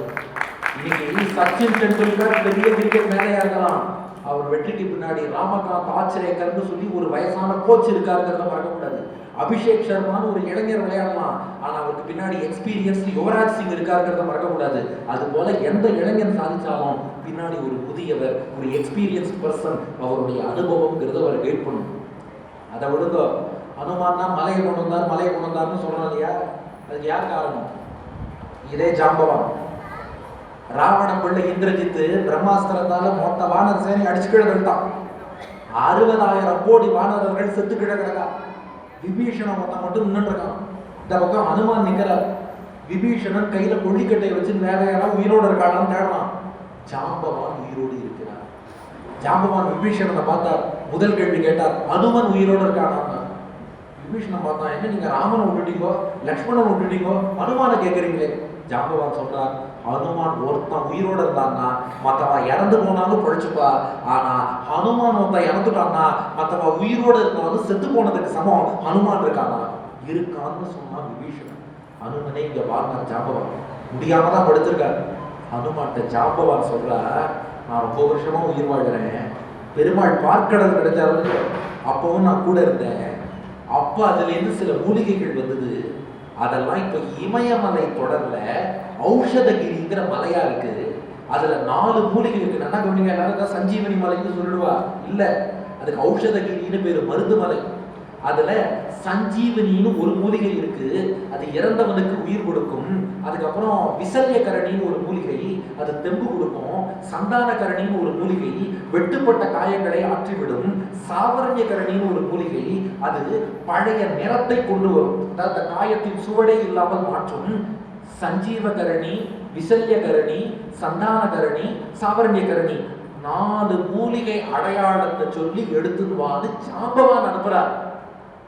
அதனால ஹனுமான் போய் கொண்டு வந்தார். அதனால சீனியர் சிட்டிசன் அவ இருந்து அவ கைட் பண்ணாதான் நம்ம வாழ்க்கையில மேற்கொண்டு நம்ம சாதிக்க முடியும். அப்ப அவளுடைய அனுபவம், அவளுடைய ஆசீர்வாதம், அதை நாம் பெற்றுக்கொள்ள ஒரு வாய்ப்பு என்னன்னா, இது போல ஒரு கல்யாண மண்டபத்துல சஷ்டியுப்த பூர்த்தின்னு ஒரு விழா நடத்தி அவர்களை நாம சேவிக்கிறோம். வேத மந்திரங்கள் அருளி செயலின் அந்த கோஷத்தோடு அவளுடைய ஆசீர்வாதத்தையும் வாங்கிக்கிறோம், அவ அனுபவத்தின் ஒரு பங்கையும் வாங்கிக் கொள்கிறோம். நம் வாழ்க்கையில நாம சக்சஸ்ஃபுல்லா இருக்கலாம். இது சஷ்டியுப்த பூர்த்திக்கு 5வது காரணம். மணி 11. இப்ப 6வது காரணம், நிறைவு காரணத்துக்கு வந்துட்டோம். ஏன்னா அபிஷேக் சுவாமி அடிக்கிட்ட என்ன பண்ணாருன்னா, முதல்ல ஒரு 4 விதமான கான்செப்ட் கொடுத்தேன். அந்த கடைசி கான்செப்ட் ஒன்றையும் இதோட சேர்த்துருக்கோன்னார். அதுதான் அந்த 6வது பாயிண்ட். என்னன்னா, இந்த சக்தி ஆஃப் த பூர்த்தியை சரி ஆசீர்வாதம் வாங்கணும்னா சாதாரணமாக நமக்கு வேண்டிய வாழை மட்டும் கூப்பிட்டு இன்னைக்கு இவருக்கு 60 பிறந்தநாள் வந்து ஆசீர்வாதம் வாங்கிக்கோ சொல்லிட்டு முடிச்சுடலாம் இல்லையா? அது எதுக்கு ஒரு கல்யாண மண்டபம், அது எதுக்கு ஒரு உபன்யாசகர், அது எதுக்கு இத்தனை பேர் இவ்வளோ சேர் போட்டு எல்லாருக்கும் தலிகை பண்ணி எவ்வளோ லட்சங்கள் செலவு பண்ணியிருப்பாரு? ஏன் இவ்வளோ செலவு பண்ணி பண்றோம்? ஏன்னா ஒரு தம்பதி இல்வாழ்க்கை எப்படி வாழணுங்கிறதுக்கு தே ஆர் அன் எக்ஸாம்பிள், முன் உதாரணம். இன்னைக்கு என்ன ப்ராப்ளம்னா, ஒரு குடும்ப வாழ்க்கைனா என்னங்கிறது யாருக்குமே தெரியறதில்லை. இப்ப நீங்க வாழ்க்கை என்ன எடுத்து அந்த காலத்துலலாம் ஒரு கூட்டு குடும்பம், ஜாயிண்ட் ஃபேமிலின்னு சொன்னா அப்பா அம்மா பெரியப்பா பெரியம்மா சித்தி சித்தப்பா அத்தை மாமா தாத்தா பாட்டி எல்லாரும் சேர்ந்து இருந்தா ஜாயிண்ட் ஃபேமிலிப்பா. இன்னைக்கு கணவன் மனைவி சேர்ந்து இருந்தாலே ஜாயிண்ட் ஃபேமிலி. சார் நானும் என் ஒய்ஃபும் 30 வருஷமா ஒன்னா தான் சார் இருக்கோம், இதை என்னமோ அதிசயம் மாதிரி சொல்றான்.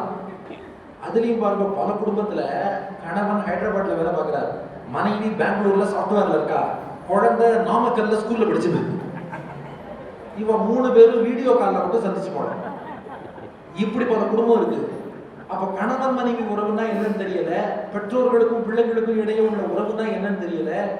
இவாளை போல அனுபவத்தோடு வாழ்ந்து காட்டியிருக்கா பாருங்க. இவா தான் நமக்கு உதாரணம். ஒரு குடும்ப வாழ்க்கைங்கிறது எப்படி வாழணுங்கிறத, ஒரு கணவன் மனைவிக்குள் அந்யோன்யம் எப்படி இருக்கணும்னு தெரிஞ்சுக்கணும்னா அது இப்படிப்பட்ட தம்பதியை பார்த்து தெரிஞ்சுக்கணுமா. ஏன்னு சொல்றேன் கேளுங்க. உங்க எல்லார் மனசுலயும் இந்த கேள்வி இருக்கும், சக்தி ஆஃப் த பூர்த்தினா எப்போ கொண்டாடணும்?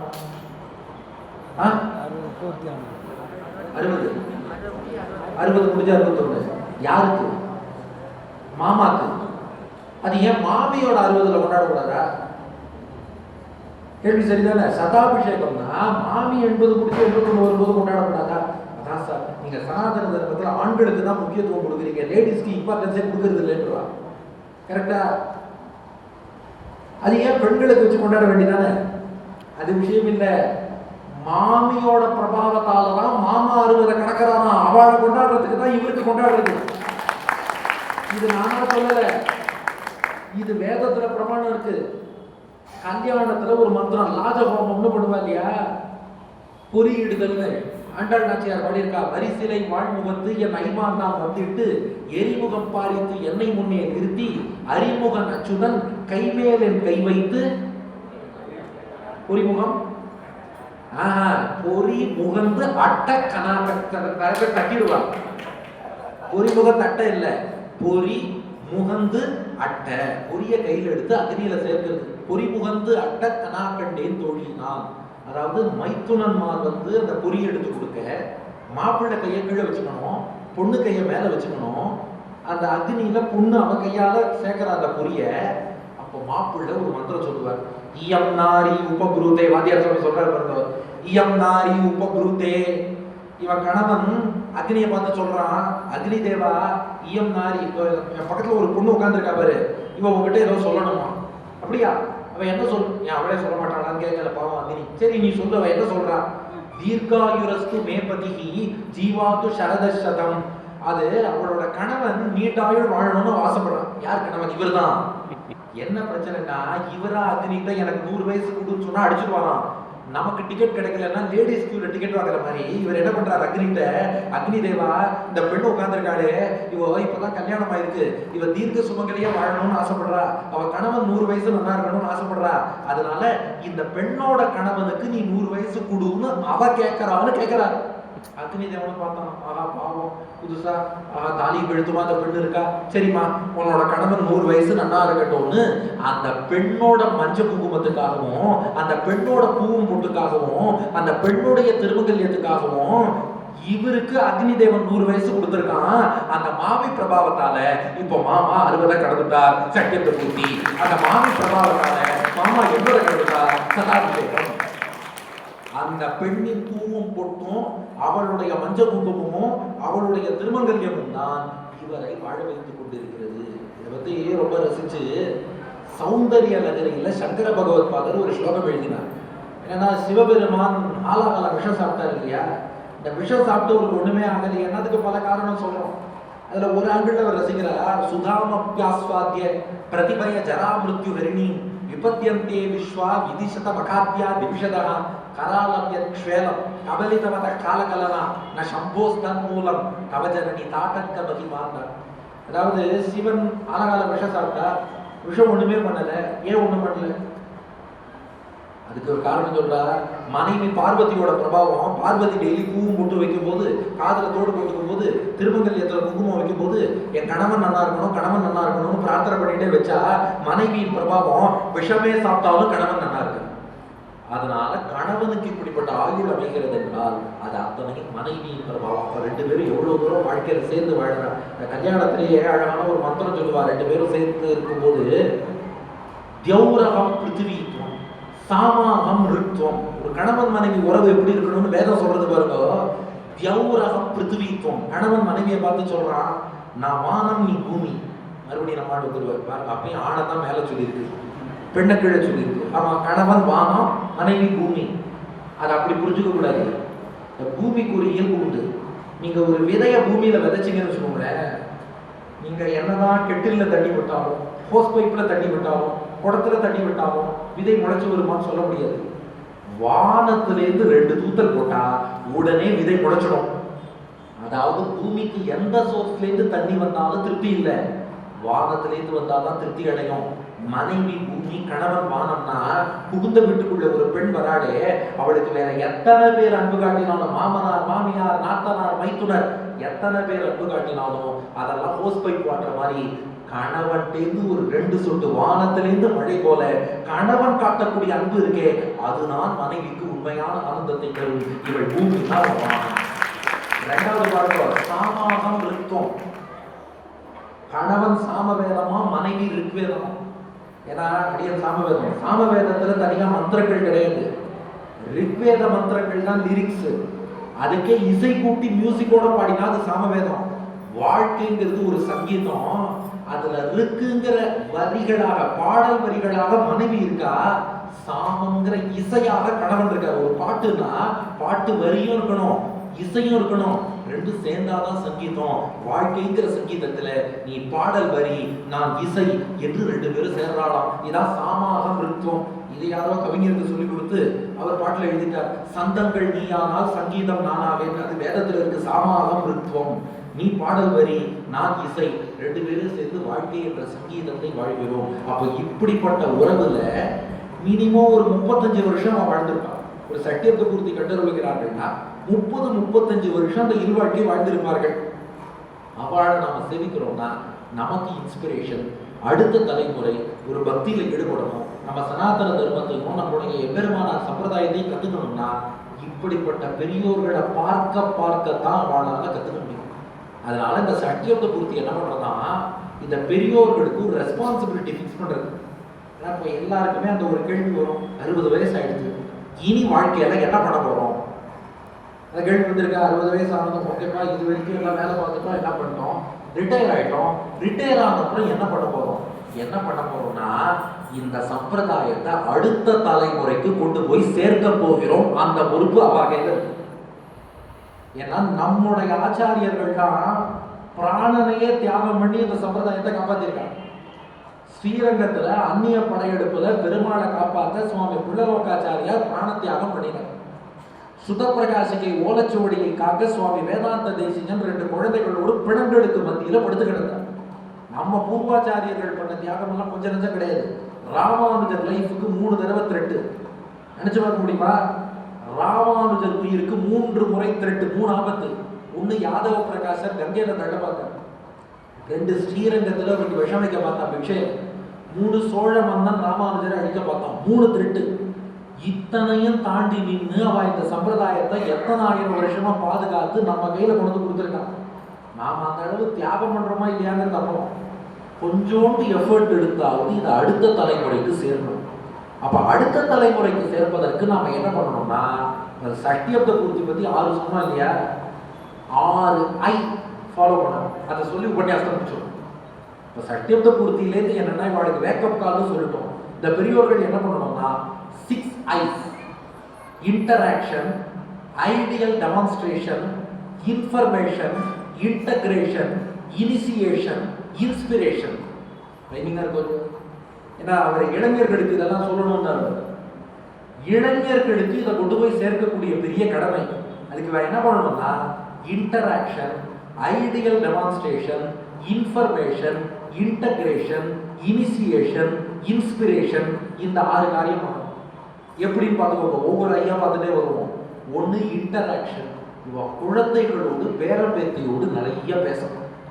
இன்னைக்கு பெரிய பிரச்சனை என்னன்னா குடும்பத்துக்குள்ள உரையாடல் கான்வர்சேஷனே இல்லை. அவன் மொபைல்ல யாரோடையோ சாட் பண்ணிட்டு இருக்காங்க. நம்மாத்து பேரம்பேத்தி என்ன பண்றதுங்கிறத இன்ஸ்டாகிராம் ரீலையும் வாட்ஸ்அப் ஸ்டேட்டஸையும் பார்த்துதான் நாம தெரிஞ்சுக்கிடவே ஒழிய அதுகள் நம்ம கிட்ட சொல்லாது. இந்த குடும்பத்துல ஒருவருக்கு ஒருவர் உரையாடல்ங்கிறது இருந்த வரைக்கும் சம்பிரதாயத்தை நல்லா அனுஷ்டிச்சு வந்தாங்க. எப்போ இந்த தனி மனித உரையாடல் குறைஞ்சு நாங்க ஃபேஸ்புக்ல யார்ட்டையோ பேசிக்கிறோம், வாட்ஸ்அப்ல யார்ட்டையோ பக்கத்துல இருக்க உறவு விட்டுறோம், எங்கேயோ இருக்கிற ஒருத்தனோட பேசிட்டு இருக்கேன்னு யாருக்கோ ஃப்ரெண்ட் ரிக்வெஸ்ட் கொடுத்துட்டு காத்துட்டு இருக்கா பாருங்க. இந்த நிலைமை எப்போ வந்ததோ அப்பவே சம்பிரதாயத்தை ஃபாலோ பண்றதுங்கிறது குறைஞ்சிட்டே வர ஆரம்பிச்சிடுச்சு. அதாவது வேடிக்கையா சொன்னார், அந்த நாள்ல பில்லி சூனியம் வச்சான், இந்த காலத்துல செல்லி சூனியம் வச்சுட்டான். இந்த லேண்ட்லைன்ல ஒரு போன் இருந்தது பாருங்க, உங்க எல்லாருக்கும் அந்த அனுபவம் இருக்கும். லேண்ட்லைன் போன் அடிச்சா எல்லாரும் போனை நோக்கி ஓடி வருவோம் இல்லையா? லேண்ட்லைன் போன் அடிச்சா நான் பேசுறேன் போனை நோக்கி ஓடி வருவோம். இப்ப எல்லாருக்கும் கையில ஒரு செல்போன் இருக்கு. போன் அடிச்சா அப்பா வாசலுக்கு போடுறா, அம்மா கிச்சனுக்கு போடுறா, பையன் பெட்ரூம் போடுறான், பொண்ணு மொட்டை மாடி போடுறது, சரி ஓடுறான். ஒரு குடும்பத்துல 5 பேர் உட்காந்துருக்கா, 5 பேரும் கையில ஒரு செல்போன் வச்சுட்டு தனித்தனி உலகத்துல வாழ்ந்துட்டு இருக்கா. இப்படி இருந்தால் நம்ம சம்பிரதாயத்தை எப்படி கொண்டு போய் சேர்க்க முடியும்? கொஞ்சம் யோசிச்சு பாருங்க. ஏன்னா நம்ம சனாதன தர்மத்தை பரப்பக்கூடிய ஒரே இன்ஸ்டிடியூஷன் குடும்பம். மற்ற மதங்கள்ல இன்ஸ்டிடியூஷன் வச்சிருக்கான், அந்த இன்ஸ்டிடியூஷன் மூலம் அவர்களால பரப்ப முடியும். ஆனா நம்ம சம்பிரதாயத்தை யோசிச்சு பாருங்க. இப்போ உங்ககிட்ட நீ ஏன் கோவிலுக்கு போறேன்னு கேட்டா, எங்க அப்பா போனா நானும் போறேன். இந்த ஆச்சாரியனை ஏப்பா போய் சேவிக்கிறேன்னா, எங்க அப்பா சேவிச்சா நானும் சேவிக்கிறேன். ஒரு பெண்கிட்ட நீ ஏமா கோலம் போடுறேன்னா, எங்க பாட்டி கோலம் போட சொன்னா நான் கோலம் போடுறேன். நீ ஏமா வெள்ளிக்கிழமைனா ஏமா எண்ணெய் தேய்ச்சி குடிச்சியல, சனிக்கிழமையில எண்ணெய் தேய்ச்சி குடிச்சியல, எங்க பாட்டியும் அம்மாவும் சொல்லுவா, நான் அதை செஞ்சேன். அப்போ ஒன்னொன்னும் பாருங்க, நம்ம குடும்பத்துல ஒருத்தர் அனுஷ்டானம் பண்ணா அவ சொன்னதை ஃபாலோ பண்ணி நம்ம பண்ணிட்டு இருக்கோம். இப்ப அடுத்த தலைமுறைக்கு இந்த குடும்பத்திலேருந்து ஒரு சின்ன கேப், ஒரு இடைவெளி ஏற்பட்டதுனால பாட்டி பண்ண பண்ணணுமே, பாட்டி சொன்னா நான் கேட்கணுமா, எனக்கு நீ காரணம் சொல்லு, நான் கொஸ்டின் பண்ணி கேட்கலாம். அப்கோர்ஸ் அவ கேள்வி கேட்கட்டும், கேள்விக்கு நாம பதில் சொல்லணும்னாலும் நம்ம கூட ஒரு இன்டராக்ஷன் இருந்தா மட்டும்தான் முடியும். அதனாலதான் என் நண்பர் ஒருத்தர் என்ன பண்ணுவாருன்னா, ஒவ்வொரு நாளும் சாயந்தரம் 3:45 4 மணி 15 மினிட்ஸ் என் பேரன் பேத்திக்கு அந்த டயத்தை அலாட் பண்ணுவார். ஏன்னா நாம அவளுக்கு அந்த டயத்தை கொடுத்து நீ ஃப்ரீயா ஓப்பனா என்ன வேணாலும் பேசு, என்ன உன் ஃப்ரெண்டா நினைச்சுக்கோ, என்கிட்ட நீ இன்டராக்ட் பண்ணுன்னா அந்த பேரன் பேத்தி மனசை விட்டு அந்த தாத்தா பாட்டிகிட்ட பேசுறது. அப்பா அம்மாட்ட கூட சொல்ல முடியாத விஷயங்களை அந்த 15 நிமிஷம் வேற எந்த வேலை இருந்தாலும் ஒதுக்கி வச்சுட்டு, இது என் பேரன் பேத்திக்கான டைம், உன்னோடு நான் பேச போறேன்னு அந்த இம்பார்ட்டன்ஸ் கொடுத்து அவளோட பேச ஆரம்பிச்சா அவளும் மனம் திறக்கிறா. சம்பிரதாயத்துல ஏதாவது சந்தேகமா அந்த தாத்தா பாட்டிகிட்ட கேட்கிறா, இவ கிளியர் பண்ண முடியும். ஆனா என்ன பிரச்சனைனா, இந்த இன்டராக்ஷன் 1 to 1 இல்லாம இருந்தா இவனுக்கு சந்தேகம் வரும். அந்த சந்தேகத்தை நம்மள்கிட்ட கேட்க மாட்டான், அவன் ஃப்ரெண்டு கிட்ட கேட்பான், ஃப்ரெண்டு தப்பான விளக்கம் கொடுப்பான், இவன் சம்பிரதாயத்தை விட்டு விலகி போடுவான். அதனால முதல் விஷயம் என்னன்னா இன்டராக்ஷன். குடும்பத்தின் மூலம் தான் சனாதன தர்மம் பரவும். அதனால பேரம்பேத்தியோடு தினமும் ஒரு 15 நிமிஷமாவது இவ பேசிட்டே இருந்தா அவளுடைய அந்த கால அனுபவங்கள், அவளுக்கு எப்படியெல்லாம் ஆச்சாரியர்கள் வழிகாட்டினா இது அப்பப்ப காதல போட்டு இருந்தா. அப்படியே ஒத்துக்கிறேன், ஒரே நாள்ல இது வேலை செய்யாது. ஆனா சொல்லிட்டே இருந்தா சொல்ற, என்னை பார்த்தா பிடிக்காது, பார்க்க பிடிக்குங்கிற, இதெல்லாம் சொன்னா புரியாது, சொல்ல சொல்ல புரியும். நிச்சயமாக குழந்தைகள் திருத்துவார்கள். இது முதல் விஷயம். இது இன்டராக்ஷன். 2 ideal demonstration. இவ வாழ்ந்து காட்டணும். இன்றைய இளைஞர்கள் இருக்க அவருக்கு அட்வைஸ்னா அவர்களுக்கு பிடிக்காது. நாம சம்பிரதாயத்தை கடைபிடிச்சு அதனால நமக்கு ஒரு தேஜஸும் தபஸும் வருது பாருங்க. அந்த தேஜஸை பார்த்தாலே அவ இன்ஸ்பயர் ஆகி நான் இதை ஃபாலோ பண்றேன்னு வந்துருவான். எல்லா விஷயத்தையும் சொல்லி தான் கொண்டு வரணும் தேவையில்லை. நாம ஒரு ஐடியல் நல்லா அனுஷ்டானம் பண்ணோம்னா அந்த அனுஷ்டானத்தால் வரக்கூடிய தேஜஸ் ஆட்டோமேட்டிக்கா அவளை இந்த பக்கம் கொண்டு வரும். ஒரு 2 உதாரணம் சொல்றேன். திருநெல்வேலியில் அடிகளுடைய நண்பர் பெரிய மருத்துவர், யூராலஜிஸ்ட். அவர் என்ன பண்ணுவார், தினந்தோறும் அவர் ஹாஸ்பிட்டலுக்கு பட்டையா திருமணிட்டு போவார். நான் அவர்கிட்ட கேட்டேன், ஏன் சுவாமி திருமணிட்டு? ஒன்பதுதானே, ஏன் சுவாமி திருமணிட்டு இருக்கிறீங்கன்னு கேட்டேன். என்ன சொல்லுவோம், பெருமாளுக்காக ஆச்சாரியன் சொன்னார். அவர் அதையும் சொல்லிட்டு 2வது ஒரு காரணம் சொன்னார். சுவாமி நான் பட்டையா அழியவே கூடாதுன்னு திருமணத்துக்கு இன்னொரு காரணம் இருக்கு. நான் இதை விட்டுண்டானா என் பொண்ணு அவ ஹஸ்பண்ட கிண்டல் பண்ண மாட்டாங்க. அதாவது அப்பாவே பட்டையா திருமணிட்டுண்டா நாளைக்கு அவளுக்கு வரப்போற கணவன் திருமணிட்டாலும் ஓ எங்க அப்பாவே விட்டுட்டு இருக்காரு, அப்பா தான் எல்லா பொண்ணுக்கும் முதல் ஹீரோ, அப்பாவே விட்டுட்டு இருக்காரு, கிண்டல் பண்ண மாட்டா. இப்ப நான் இட்டுக்காம இருந்துட்டு அவளுக்கு புதுசா வர கணவன் திருமணிட்டா சீச்சி இது என்னப்பா நெத்தியில அப்படின்னு கிண்டல் பண்ணுவா, அவன் விட்டுடுவான், அடுத்த தலைமுறை அப்படின்னு. அதனால அடுத்த தலைமுறையை ஒரு அனுஷ்டானம் பண்ண வைக்க என்ன வழினா நாம பண்ணி காட்டுவதுதான் வழி. நீ பண்ணுன்னு அட்வைஸ் பண்றதெல்லாம் யாரும் விரும்ப மாட்டா. Ideal demonstration, role model. இன்னொரு உதாரணம் சொல்றேன். ஒரு பெரிய மடாதிபதி அவர்கிட்ட போய் ஒரு சிஷ்யர் சொன்னாரா, நீங்க கல்யாணத்துல வரதட்சணை வாங்கக்கூடாதுன்னு சொல்லணும். ஆனாலும் உங்க சிஷ்யர்கள் எல்லாரும் கல்யாணத்துக்கு வரதட்சணை வாங்குறாங்க, பத்திரிகையிலையும் உங்க ஆசீர்வாதத்தோட கல்யாணம் போட்டுடுறாங்க, நீங்க வரதட்சணை வாங்க கூடாதுங்கிறீங்க, ஆனாலும் வாங்குறா, என்ன பண்றதுன்னு கேட்டான். இப்ப அந்த மடாதிபதி என்ன சொல்றாரு, நீங்க வரதட்சணை வாங்க கூடாதுன்னு சொல்லிருக்கீங்க, உங்க பேர் போட்டு பத்திரிகை அடிக்கிறான், வரதட்சணை வாங்கலாம் அப்படின்னு கம்ப்ளைண்ட். இதுக்கு அவர் என்ன பதில் சொல்லலாம் நீங்க சொல்லுங்க. அவர் என்ன சொன்னார் தெரியுமா, நான் மந்திர ஜபம் கம்மியா பண்றவங்களுக்கு நான் இனிமே ஜபம் நிறைய பண்றேன். ஏன்னா நான் ஒழுங்கா மந்திர ஜபம் பண்ணி எனக்கு அந்த தபசக்தி இருந்தா என் பேச்ச அந்த சிஷ்யன் கேட்டுக்கணும். ஆச்சாரியன் சொல்லி சிஷ்யன் கேட்கலன்னா என்ன அர்த்தம்னா அவன்கிட்ட தோஷம்னு அர்த்தம் இல்லை, என்னோட ஸ்பிரிச்சுவல் பவரை நான் இன்க்ரீஸ் பண்ணிக்கணும்னு அர்த்தம்னார். அது போல சீனியர் சிட்டிசன் என்ன பண்றோம்னா நிறைய அனுஷ்டானம் பண்ணி பண்ணி காயத்ரி ஜபமோ நம்ம அஷ்டாட்சரம் துவயமித சித்தனையோ பண்ண பண்ண பண்ண பண்ண அதுக்குன்னு ஒரு பவர் இருக்கு இல்லையா, அந்த பவர் என்ன பண்ணணும்னா இவ சொல்றதை இளைஞர்கள் கேட்கும்படியாக பண்ணும். So they should lead by an example, ideal demonstration. இது இளைஞர்களை கொண்டு வரதுக்கு ரெண்டாவது வழி. 2 ஐ எடுத்தா முதல் ஐ என்ன, இன்டராக்ஷன். 2 ideal demonstration. ஏன்னா அந்த இளைஞர்களுக்கு எல்லாம் நிமோனிக்ஸ் தான் ரொம்ப பிடிக்கும். 6 ஐஸ் அப்படின்னு சொன்னா ஞாபகம் வச்சுக்கோங்க, 2 ஐஸ் மாதிரி 6 ஐஸ் ஞாபகம் வச்சுக்கோங்க. அப்புறம் 3வது இன்ஃபர்மேஷன். அதாவது இந்த சம்பிரதாயத்தில் நிறைய நுட்பங்கள் இருக்கு. அந்த நுட்பங்கள்லாம் என்ன ப்ராப்ளம்னா அது சாட் ஜிபிடிலையோ மெட்டா ஏஐலையோ பர்ப்ளெக்சிட்டிலையோ அப்புறம் என்ன ஜெமினி கணேசன் இல்ல கூகுள் ஜெமினி அதெல்லாம் கிடைக்காது. இதெல்லாம் கொஞ்சம் பெரியோர்கள் தான் குழந்தைகளுக்கு எடுத்து சொல்லி இந்த சம்பிரதாயத்துக்கு என்னென்ன பெருமை இருக்குங்கிற அந்த இன்ஃபர்மேஷனை கன்வே பண்ணிட்டே இருக்கணும். ஒன்றும் இல்லை, ஒரு போதாயன ரிஷி அவர் யாகம் எப்படி பண்ணணுங்கிறத பத்தி போதாயன சூத்திரம்னு எழுதியிருக்காரு. அதுல எழுதுறா இந்த வரிய நல்லா கவனிங்கோ.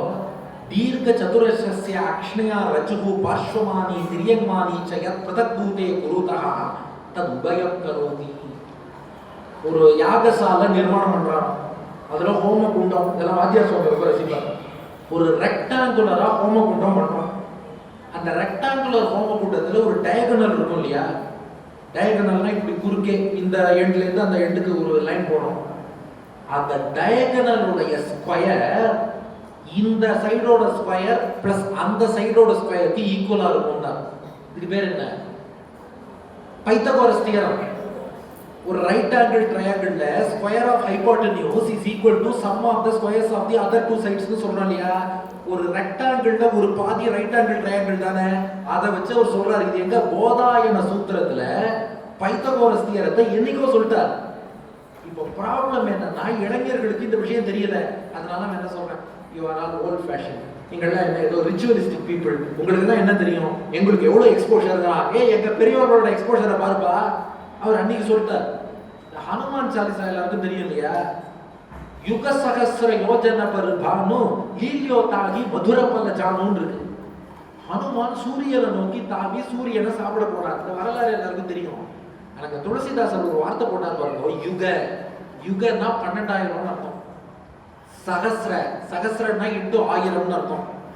யோஜன, யோஜனா 8 மைல்னு அர்த்தம். 12,000 into 1000 into 8 மைல் அப்படின்னா எவ்வளவு, 96 மில்லியன் மைல்ஸ் வரும். அதுதான் பூமிக்கும் சூரியனுக்கும் உள்ள டிஸ்டன்ஸ். அதை எக்ஸாக்டா யுக சகஸ்ர யோஜன பருபானோ 12,000 into 1000 into 8 மைல்ஸ் எக்ஸாக்டா பாடியிருக்காரு. அந்த நல்ல டெலஸ்கோப் இருக்குதா, எப்படி அவரால் சொல்ல முடிஞ்சது? கிரகணம் 60 வருஷம் கழிச்சு எப்போ வரும்னு இன்னைக்கு பஞ்சாங்கத்தை பார்த்து சொல்லணும். அந்த அளவுக்கு அட்வான்ஸ்டு சயின்ஸ் நம்ம கையில் இருக்கு.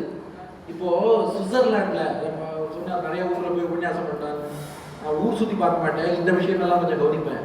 சுவிட்சர்லாண்ட்ல CER ஒரு ரிசர்ச் சென்டர் வச்சிருக்கான். அங்க அணுத்துகள் விஞ்ஞானத்தை பத்தி ஆராய்ச்சி பண்றோம். இந்த ஆட்டம்ஸ் எல்லாம் அப்படியே அழியிறது, உருவாருது, இதெல்லாம் எப்படி, இதெல்லாம் ஆராய்ச்சி பண்றான். CERN பேரு. அது வாசல்ல எந்த சயின்டிஸ்டோட போட்டோ வைக்கலாம்? அணுத்துகள் விஞ்ஞானம் யார் வைக்கலாம்? நியூட்டன், பாஸ்கல், ஐன்ஸ்டீன், யார் வைக்கலாம்? நல்ல 10 அடி உயரத்துக்கு சிதம்பரம் நடராஜர் சிலை வச்சிருக்கோம். போய் பாருங்க. யூரோப்ல சுவிட்சர்லாண்ட்ல CER ரிசர்ச் சென்டர்ல நம்ம பாரத தேசத்தை எழுந்து கொடுத்த நடராஜர் சிலை அவ்வளவு பெருசா வச்சிருக்கோம். ஏப்பா வச்சேன்னு கேட்டா அதுக்கு அவன் காரணம் எழுதுனா ஃப்ரிட்ஜ் ஆஃப் கேப்ரான்னு ஒரு சயின்டிஸ்ட் த டாவோ ஆஃப் பிசிக்ஸ் அப்படிங்கிற புக்ல எழுதுறாரு. ஏன் அங்க வச்சோம் அப்படின்னா, இந்த நடராஜர் கையில பாருங்க, இந்த கையில உடுக்கை வச்சிருக்காரு, இந்த கையில நெருப்பு இருக்கு. உடுக்கைங்கிறது கிரியேஷன் ஆஃப் பார்ட்டிகிள்ஸ், சவுண்ட்ல தான் கிரியேஷன் வந்தது.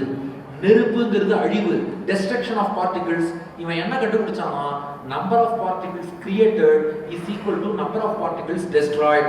இந்த கையில பாரு, இங்க உடுக்கை கிரியேஷன், இங்க நெருப்பு டெஸ்ட்ரக்ஷன், ரெண்டு ஒரே லெவல்ல இருக்கு. எவ்வளவு உருவாச்சோ அதே அளவுல அழிச்சு போகுது.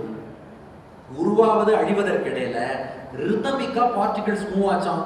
ரிதம் எங்க இருக்கும்? டான்ஸ்ல. அதனாலதான் டான்ஸ் ஆடிட்டு இருக்கார். அப்போ பார்ட்டிகிள்ஸ் அப்படியே உருவாருது. உடுக்கைங்கிற சவுண்ட்ல இருந்து ரிதமிக் டான்ஸ்ல போறது, நெருப்புல அழிகிறது. இது ரெண்டும் ஒரு பேலன்ஸ்ல ரிதமோட இயங்குறது.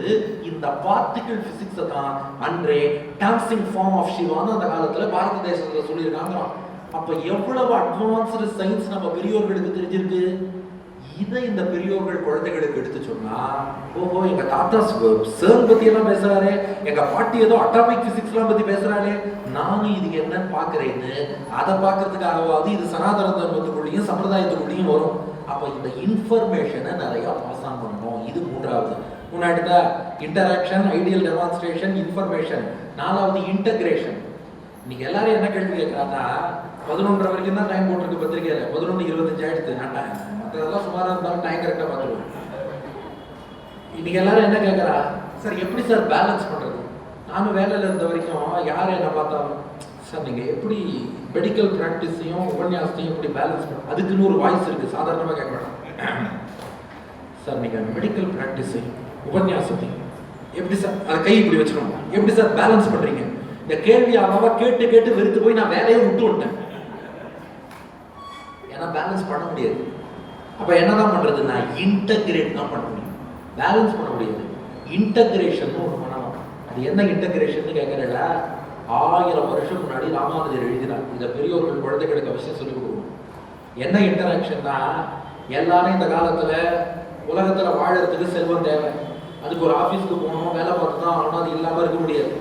அதே சமயம் நம்ம சம்பிரதாய நூல்கள், வேதங்கள், சாஸ்திரம், பிரபந்தம் இதெல்லாமும் கத்துக்கணும். ஆனா என்ன பண்ணணுமா, ராமானுஜர் எழுதுற ததேவம் லௌகிகானி, இந்த கீதா பாஷ்யத்துல ரெஃபர் பண்ணுவோம். பகவத்கீதையில 9ஆம் அத்தியாயம் 34வது ஸ்லோகம் அதுக்கான ராமானுஜர் பாஷ்யத்துல இருக்கு. ததேவம் லௌகிகானி ஷரீர தாரணார்த்தானி நித்திய நைமித்திகானி வைதிகானி ச கர்மாணி மதர்ப்பணம் குர்வன்னு. சரீர தாரணார்த்தானி வயத்து பொழப்புக்காக, லௌகிகானி லௌகிகமா நீ ஒரு வேலை பார்த்தாலும் தப்பு இல்லை. அந்த லௌகிக வேலையையும் தர்மத்துக்கும் நியாயத்துக்கும் கட்டுப்பட்டு பெருமாளுக்கு செய்யற பூஜையா நினைச்சு அதனால் கிடைக்கிற பொருளையும் பெருமாளுடைய கைங்கரியத்துக்கு ஈடுபடுத்தினா, நீ 10 to 5 ஆபீஸ்ல வேலை பார்க்கறியே, அதுவும் பெருமாளுக்கு செய்யற திருவாராதனம் தான். எப்போ 1000 வருஷம் முன்னாடி ராமானுஜர் எழுதியிருக்கார். 10 மணிலேருந்து 5 மணி வரைக்கும் நீ ஆபீஸ்ல போய் வேலை பார்த்தாலும் அதையும் தர்ம நியாயத்துக்கு உட்பட்டு பண்ணு. நான் பண்றேங்கிற எண்ணம் வச்சுக்காத, பெருமாள் நடத்துறான்னு புரிஞ்சுக்கோ. பெருமாளுக்கு செய்யற திருவாராதமா நினைச்ச வேலையை செய். அதனால் கிடைக்கிற பொருளை வச்சு முடிச்சாலும் பெருமாளை கைக்கரியம் பண்ணு. இதை பண்ணிட்டேன்னா ஆத்துல இருக்கிற வரைக்கும் நாம பாசுரம் சேவிச்சு பெருமாளுக்கு தலையை சமர்ப்பிச்சு திருவாராதனம் பண்றோம். ஆபீஸ்ல போய் கம்ப்யூட்டர்ல டைப் பண்ணி பெருமாளுக்கு திருவாராதனம் பண்றோம். குழந்தைகள் ஸ்கூலுக்கு போறதுன்னா ஸ்கூல்ல போய் படிக்கிறதும் லக்ஷ்மி ஹயகிரீவருக்கு பண்ற திருவாராதனம் அகாடமிக் ஆராதனம். அதனால அவ பண்றது அகாடமிக் ஆராதனம், இவ பண்றது ப்ரொஃபஷனல் ஆராதனம், ஆத்துல பண்றது திருவாராதனம். எல்லாத்தையுமே பெருமாளுக்கு அர்ப்பணிச்சு திருவாராதனம் பண்ணு. அதனால எல்லாரும் என்ன கேட்கிறா, அன்றாட வாழ்வில் ஆன்மீகத்தை எப்படி சார் கொண்டு வருது? அப்படின்னா என்ன, 2 hours ஆன்மீகவாதியா இருப்பேன், 22 hours லௌகிகவாதியா இருப்பேன். நீ 24 hours ஆன்மீகவாதி தான். ஆபீஸ் போனாலும் பெருமாளுக்குன்னு அர்ப்பணிச்சு ஆபீஸ்ல வேலை பாரு, வீட்டுல இருந்தாலும் நல்ல பதத்தால் மனை வாழ்வர் கொண்டப்பட்டீர் மக்களே பெருமாளுக்கு அர்ப்பணிச்ச அந்த இல்வாழ்க்கையை வாழும். திருவாராதனம் பண்ணாலும் பெருமாளுக்கு அர்ப்பணிச்சு பண்ணு. லௌகிகம் வைதிகம் ரெண்டையும் பெருமாளுக்கு அர்ப்பணிச்சு இன்டகிரேட் பண்ணா அன்றாட வாழ்வில் ஆன்மீகம் இல்ல, அன்றாட வாழ்வே ஆன்மீகம். அதான் வித்தியாசம். இந்த இன்டகிரேஷனை அவரோட ஐடியல் பர்சன். அவர் வந்து டெப்டி தாசில்தாரா இருந்து ரிட்டையர் ஆயிருக்கார். அதே சமயம் சம்பிரதாயமா சட்டியத்தை பூர்த்தி பண்ணிட்டு பெருமாள் கைங்கரியத்திலையும் நாட்டம் கொண்டவரா இருக்கார். ஆக இந்த ரெண்டையும் எப்படி பேலன்ஸ் இல்ல, எப்படி இன்டகிரேட் பண்ணணும். பேலன்ஸ்ங்கிறது பண்ண முடியாது. ஒரு 2 குதிரை ஓட்டலாம் விழ கொடுத்துருவோம். ரெண்டையும் எப்படி இன்டகிரேட் பண்றது, 2 குதிரையை ஒரு குதிரையாக எப்படி ஆக்குறது, இதை சொல்லி தரணும். இது 4வது பாயிண்ட். 5வது பாயிண்ட் ரொம்ப முக்கியம், இனிசியேஷன். குழந்தைக்கு சம்பிரதாயத்துல இனிசியேஷன் ஏற்படுறது தாத்தா பாட்டி கையில தான் இருக்கு. அதாவது இனிசியேஷன்னா என்ன, ஆச்சாரியன்ட்ட போய் பஞ்ச சம்ஸ்காரம், அந்த தொடக்க புள்ளி, அங்கேருந்து தான் நம்முடைய யாத்திரை தொடங்குறது மோட்சத்தை நோக்கி. அதனால அவசியம் பஞ்ச சம்ஸ்காரம் ஆகி ஒரு அருளி செயல் அவசியம் குழந்தைகளுக்கு திருப்பல்லாண்டு திருப்பள்ளி எழுச்சி திருப்பாவையாவது கட்டாயம் தெரிஞ்சிருக்கணும். அந்த தாத்தா பாட்டி தான் சொல்லிக் கொடுக்கணும். அது போல ரகசியத்திரயம், இதனுடைய ஒரு அடிப்படை என்ன, நம்ம சம்பிரதாயத்தோட பேசிக்ஸ் என்ன, இதை குழந்தைகளுக்கு சொல்லி வச்சாங்கன்னா அது எதிர்காலத்துல ரொம்ப உதவும். அடிக்கடி ஆச்சாரியனை போய் சேவிக்க வைக்கணும், அடிக்கடி கோவிலுக்கு அழைச்சிட்டு போகணும். இதெல்லாம் பண்ணிட்டு இருந்தாலே அந்த டச் இருக்க அவளுக்கு அதை பண்ணணும்னு தோணும். இது அடிய சொல்றது ஏதோ ரொம்ப ஃபார் ஃபெட்ச்டுன்னு நினைக்காதீங்க, ரொம்ப ப்ராக்டிக்கலா சொன்னேன். நான் பார்த்து குழந்தைகள்லாம் டிவியில கிரிக்கெட் பார்க்கறது யார் சொல்லி கொடுத்து பார்க்கறது? நாம யாரோ சொன்னோமா? நாம யாரும் குழந்தைக்கு வாங்க கிரிக்கெட் மேட்ச் நடந்தா நீ பார்க்கணும் தெரியுமா, என்ன நீ பார்க்காம உட்காந்துருக்க அப்படின்னு சொல்லி உட்கார வச்சோமா? அதுவா ஆன் பண்ணி பார்க்கறதா இல்லையா? நமக்கு அது என்ன சேனல்னு கூட வைக்க தெரியல, அது கரெக்டா வச்சு பார்த்துடுறது. ஏன் பார்க்கறது, எப்படி பார்க்கறது? யூடியூப்ல ஏதோ திரைப்பட பாட்டு வருது, நமக்கு என்னப்பா திரைப்பட பாட்டு வருது நீ இன்னும் பார்க்கலையா அப்படின்னு நம்ம கேட்டப்பறமா அது பார்க்கறது. ஏன்னா அவ ஃப்ரெண்ட்ஸ் எல்லாம் அதை பண்ணிட்டே இருக்கான்.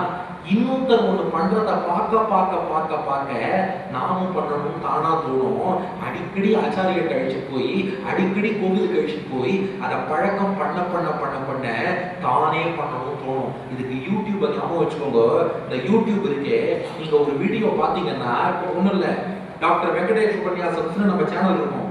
நீங்க இப்போ போன் எடுத்து டாக்டர் வெங்கடேஷ் உபன்யாசம் யூடியூப்ல சர்ச் பண்ணிடுங்க, ஒரு உபன்யாசம் மட்டும் கேட்டுடுங்க, விட்டா போதும். அப்புறம் நீங்க சர்ச்சே பண்ண வேண்டாம், யூடியூப் ஓபன் பண்ணா தானா அது வந்துட்டே இருக்கும். நம்ம மைண்டு யூடியூப் மாதிரி. ஒரு தடவை அங்க போயிட்டா திரும்ப திரும்ப அந்த எண்ணம் போகணுங்கிற எண்ணத்தை உண்டாக்கணும். ஒரு சாதாரண கிரிக்கெட் மேட்சுக்கு அந்த சக்தி இருக்கும்போது கோவிலுக்கும் ஆச்சாரியனுக்கும் திருப்பாவைக்கும் அந்த சக்தி இருக்காதா?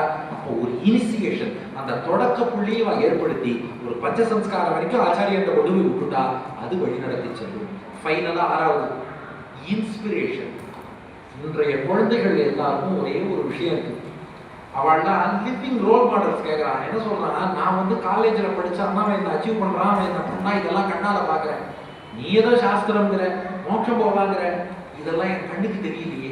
லிவிங் ரோல் மாடல்ஸ் காட்டுங்கிறான். அடிச்சு சொல்றேன், நமக்குள்ளேயே பகவத் அனுபவம் கொண்ட ஆச்சாரியர்கள் மகான்கள் எத்தனையோ பேர் இருக்கா. அடிய செவிச்சிருக்கு. பகவானோட எவ்வளவோ இன்டராக்ட் பண்ண மகான்கள், பகவானுடைய அனுகிரகம் பெற்ற மகான்கள் இருக்கிறார்கள். கொஞ்சம் கஷ்டப்பட்டு தான் தேடி போகணும். அவள்னா நம்மள மாதிரி யூடியூப்ல வெளில வரமாட்டா, அவளுக்கு விக்கிபீடியால ப்ரொஃபைல் இருக்காது. ஆனால் நாம் முறைப்படி ஒரு தாபத்தோட தேடிட்டு போனா பகவானை அனுபவித்த அனுபூதிமான்களான ஆச்சாரியர்கள் அவர்களோடு ஒரு சம்பந்தம் கிடைக்கும். அவள்கிட்ட இந்த குழந்தைகளை அழைச்சிட்டு போனா, பாருப்பா இவர் பெருமாளை சேமிச்சார், இத்தகைய அனுகிரகம் பிரத்யட்சமா இவருக்கு பெருமாள் பண்ணியிருக்கார், இவர் பெருமாளை இந்த வகையில் அனுபவிச்சிருக்கார். இதை காமிச்சா ப்ரூவன் ரிசல்ட்ஸை என்னைக்குமே குழந்தைகள் ஏற்றும். சும்மா நாம வேற கதை சொல்ற மாதிரி அந்த காலத்துல பிரகலாதன் அந்த காலத்துல துருவன் அதை மட்டும் சொன்னா கேட்க மாட்டா. அந்த காலத்தில் ஒரு பிரகலாதன் போல், அந்த காலத்தில் ஒரு துருவன் போல், இந்த காலத்திலும் பெரியோர்கள் வாழ்ந்திருக்கான்னு ரெண்டையும் சேர்த்து சொன்னோம்னா அது நிச்சயம் குழந்தைகளுக்கு ஒரு இன்ஸ்பிரேஷனாக இருக்கும். அடியனை பத்தி சொல்லுவாங்க, ஆச்சாரியர் அடிக்கடி சொல்றேன்னு. காரணம் என்னன்னா அவர் அடியன் அப்படிதான் இன்ஸ்பயர் பண்ணார். அவருடைய பகவத் அனுபவம், அவர் பெருமாளுக்கு ஒரு திருவாராதனை பண்ணும்போது பெருமாளுக்கும் அவருக்கும் ஒரு இன்டராக்ஷன் நடக்கிறத நம்ம பார்க்க முடியும். கோவில்ல போய் அவர் பெருமாளை சேவிக்கும் போது அவர் அப்படியே ஒரு ஷாக் அடிச்ச மாதிரி அப்படி நிற்பார். அடியன் 10 தடவை அதை சேவிச்சிருக்கேன். இப்படி மகான்கள் பகவானை எப்படி அனுபவிக்கிறாங்கிறத இன்ஸ்பயர் பண்ணணும் குழந்தைகளை அழிச்சுட்டு. அந்த இன்ஸ்பிரேஷன் பார்க்க அவளுக்கு தாங்களும் அதில் ஈடுபடணுங்கிற எண்ணங்கிறது ஏற்படும். அதனால நம்ம பண்ண வேண்டியதெல்லாம் என்னன்னா, கிரிக்கெட்ல 6 அடிக்கிறோமோ இல்லையோ, இந்த 6 ஐசன் தான் அனுபவிச்சுக்கணும். அப்போ பெரியோர்களுக்கு பகவான் என்ன பண்றான், சக்தி ஆஃப் த பூர்த்தின்னு 60 எடுத்து இந்த 6Tல 6 ஐச நன்றாக நினைவில் கொள்ளுங்கள். உங்கள்கிட்ட பெரிய பொறுப்பு இருக்கு. நம்ம பெரியோர்கள் நம்ம கிட்ட கொண்டு வந்து சேர்த்த சம்பிரதாயத்தை நீங்க அடுத்த தலைமுறையில் சேர்ப்பதற்காக இன்டராக்ஷன் குழந்தைகள்கிட்ட அடிக்கடி பேசிட்டு, ஐடியல் டெமான்ஸ்ட்ரேஷன் தானே வாழ்ந்து காட்டி, இன்ஃபர்மேஷன் அவன் காதுல சேர்த்துட்டு, இன்டகிரேஷன் எப்படி லௌகிக வாழ்வையும் ஆன்மீக வாழ்வையும் இணைப்பதுங்கிறத காட்டி, இனிசியேஷன் ஒரு ஆச்சாரியன்ட்ட கோவில்ல கொண்டு போய் விட்டு, இன்ஸ்பிரேஷன் பெரியோர்களோடு சம்பந்தத்தை ஏற்படுத்தி கொடுத்தா, நமக்கு நம் பெரியோர்கள் எந்த நெறியை சேர்த்தார்களோ அதை நாம அடுத்த தலைமுறையில் சேர்த்து அவர்களும் மிகச்சிறந்த பக்தர்களாக ஒரு பிரகலாதனை போலவும் ஆண்டாளை போலவும் விளங்குவதற்கு இவ்வாறாம் வழிகாட்டப் போகிறார்கள். அப்படிப்பட்ட வழிகாட்டிகள் நமக்கும் ஆசீர்வாதம் பண்ணணும். நம்மளோட அடுத்தடுத்த தலைமுறை அவளுக்கும் அடுத்து குடும்பத்தில் அடுத்தடுத்து புதிய நபர்களை எதிர்நோக்கி இருக்கிறார்கள். அதனால அடுத்தடுத்து வரக்கூடிய அவளுடைய சந்ததிகளை ஆரம்பித்து வந்த நம்முடைய எல்லா சந்ததிகளுக்கும் எல்லா நன்மையும் ஏற்பட மீண்டும் இங்கே நம்ம ஆசீர்வாதம் தான் அவள்கிட்ட கேட்க போறோம். அதனால அவர்களை வணங்கி பக்த வத்சல நாமாயம் கர்மயோக பராயணா தத்பாரியைஷா சுஜாதாபி மிருகலக்ஷ்மி விராஜதே அபிஷேகஸ்து தத்புத்திரா சௌமியாநாதோ யசோநிதி பரிவார சதா ஜீயாத்து கோதா தேவியா அனுகிரகாத்துன்னு சொல்லி அவளை பிரார்த்தித்து கொண்டு இந்த வாய்ப்புக்கும் நன்றி கூறி 90 நிமிஷம் உபன்யாசம் பண்ணேன். நீங்க யாரும் ஒருத்தர் கூட ஒரு செல்போன் பண்ணி அடிக்காம, யாரும் நீங்க எவ்வளவோ வருஷம் கழிச்சு உறவினர்கள் தான் சந்திச்சிருப்பீங்க, உங்களுக்குள்ள எதுவும் பேசிக்காம ரொம்ப நல்லா ரசிக்க உபன்யாசம் கேட்டீர்கள். உங்களுக்கும் மீண்டும் ஒரு முறை உள்ள மகான்கள் அஷ்டக சுவாமிகள், வைதிக சுவாமிகள் எல்லோருக்கும் கிருத்தஜ்ஞதையை தெரிவித்துக் கொண்டு உபன்யாசத்தை நிறைவு செய்கிறேன். சிறுவடி ஒரு அண்ணன் திருவடியோடு கருணாகராரியத்தால் காப்பு.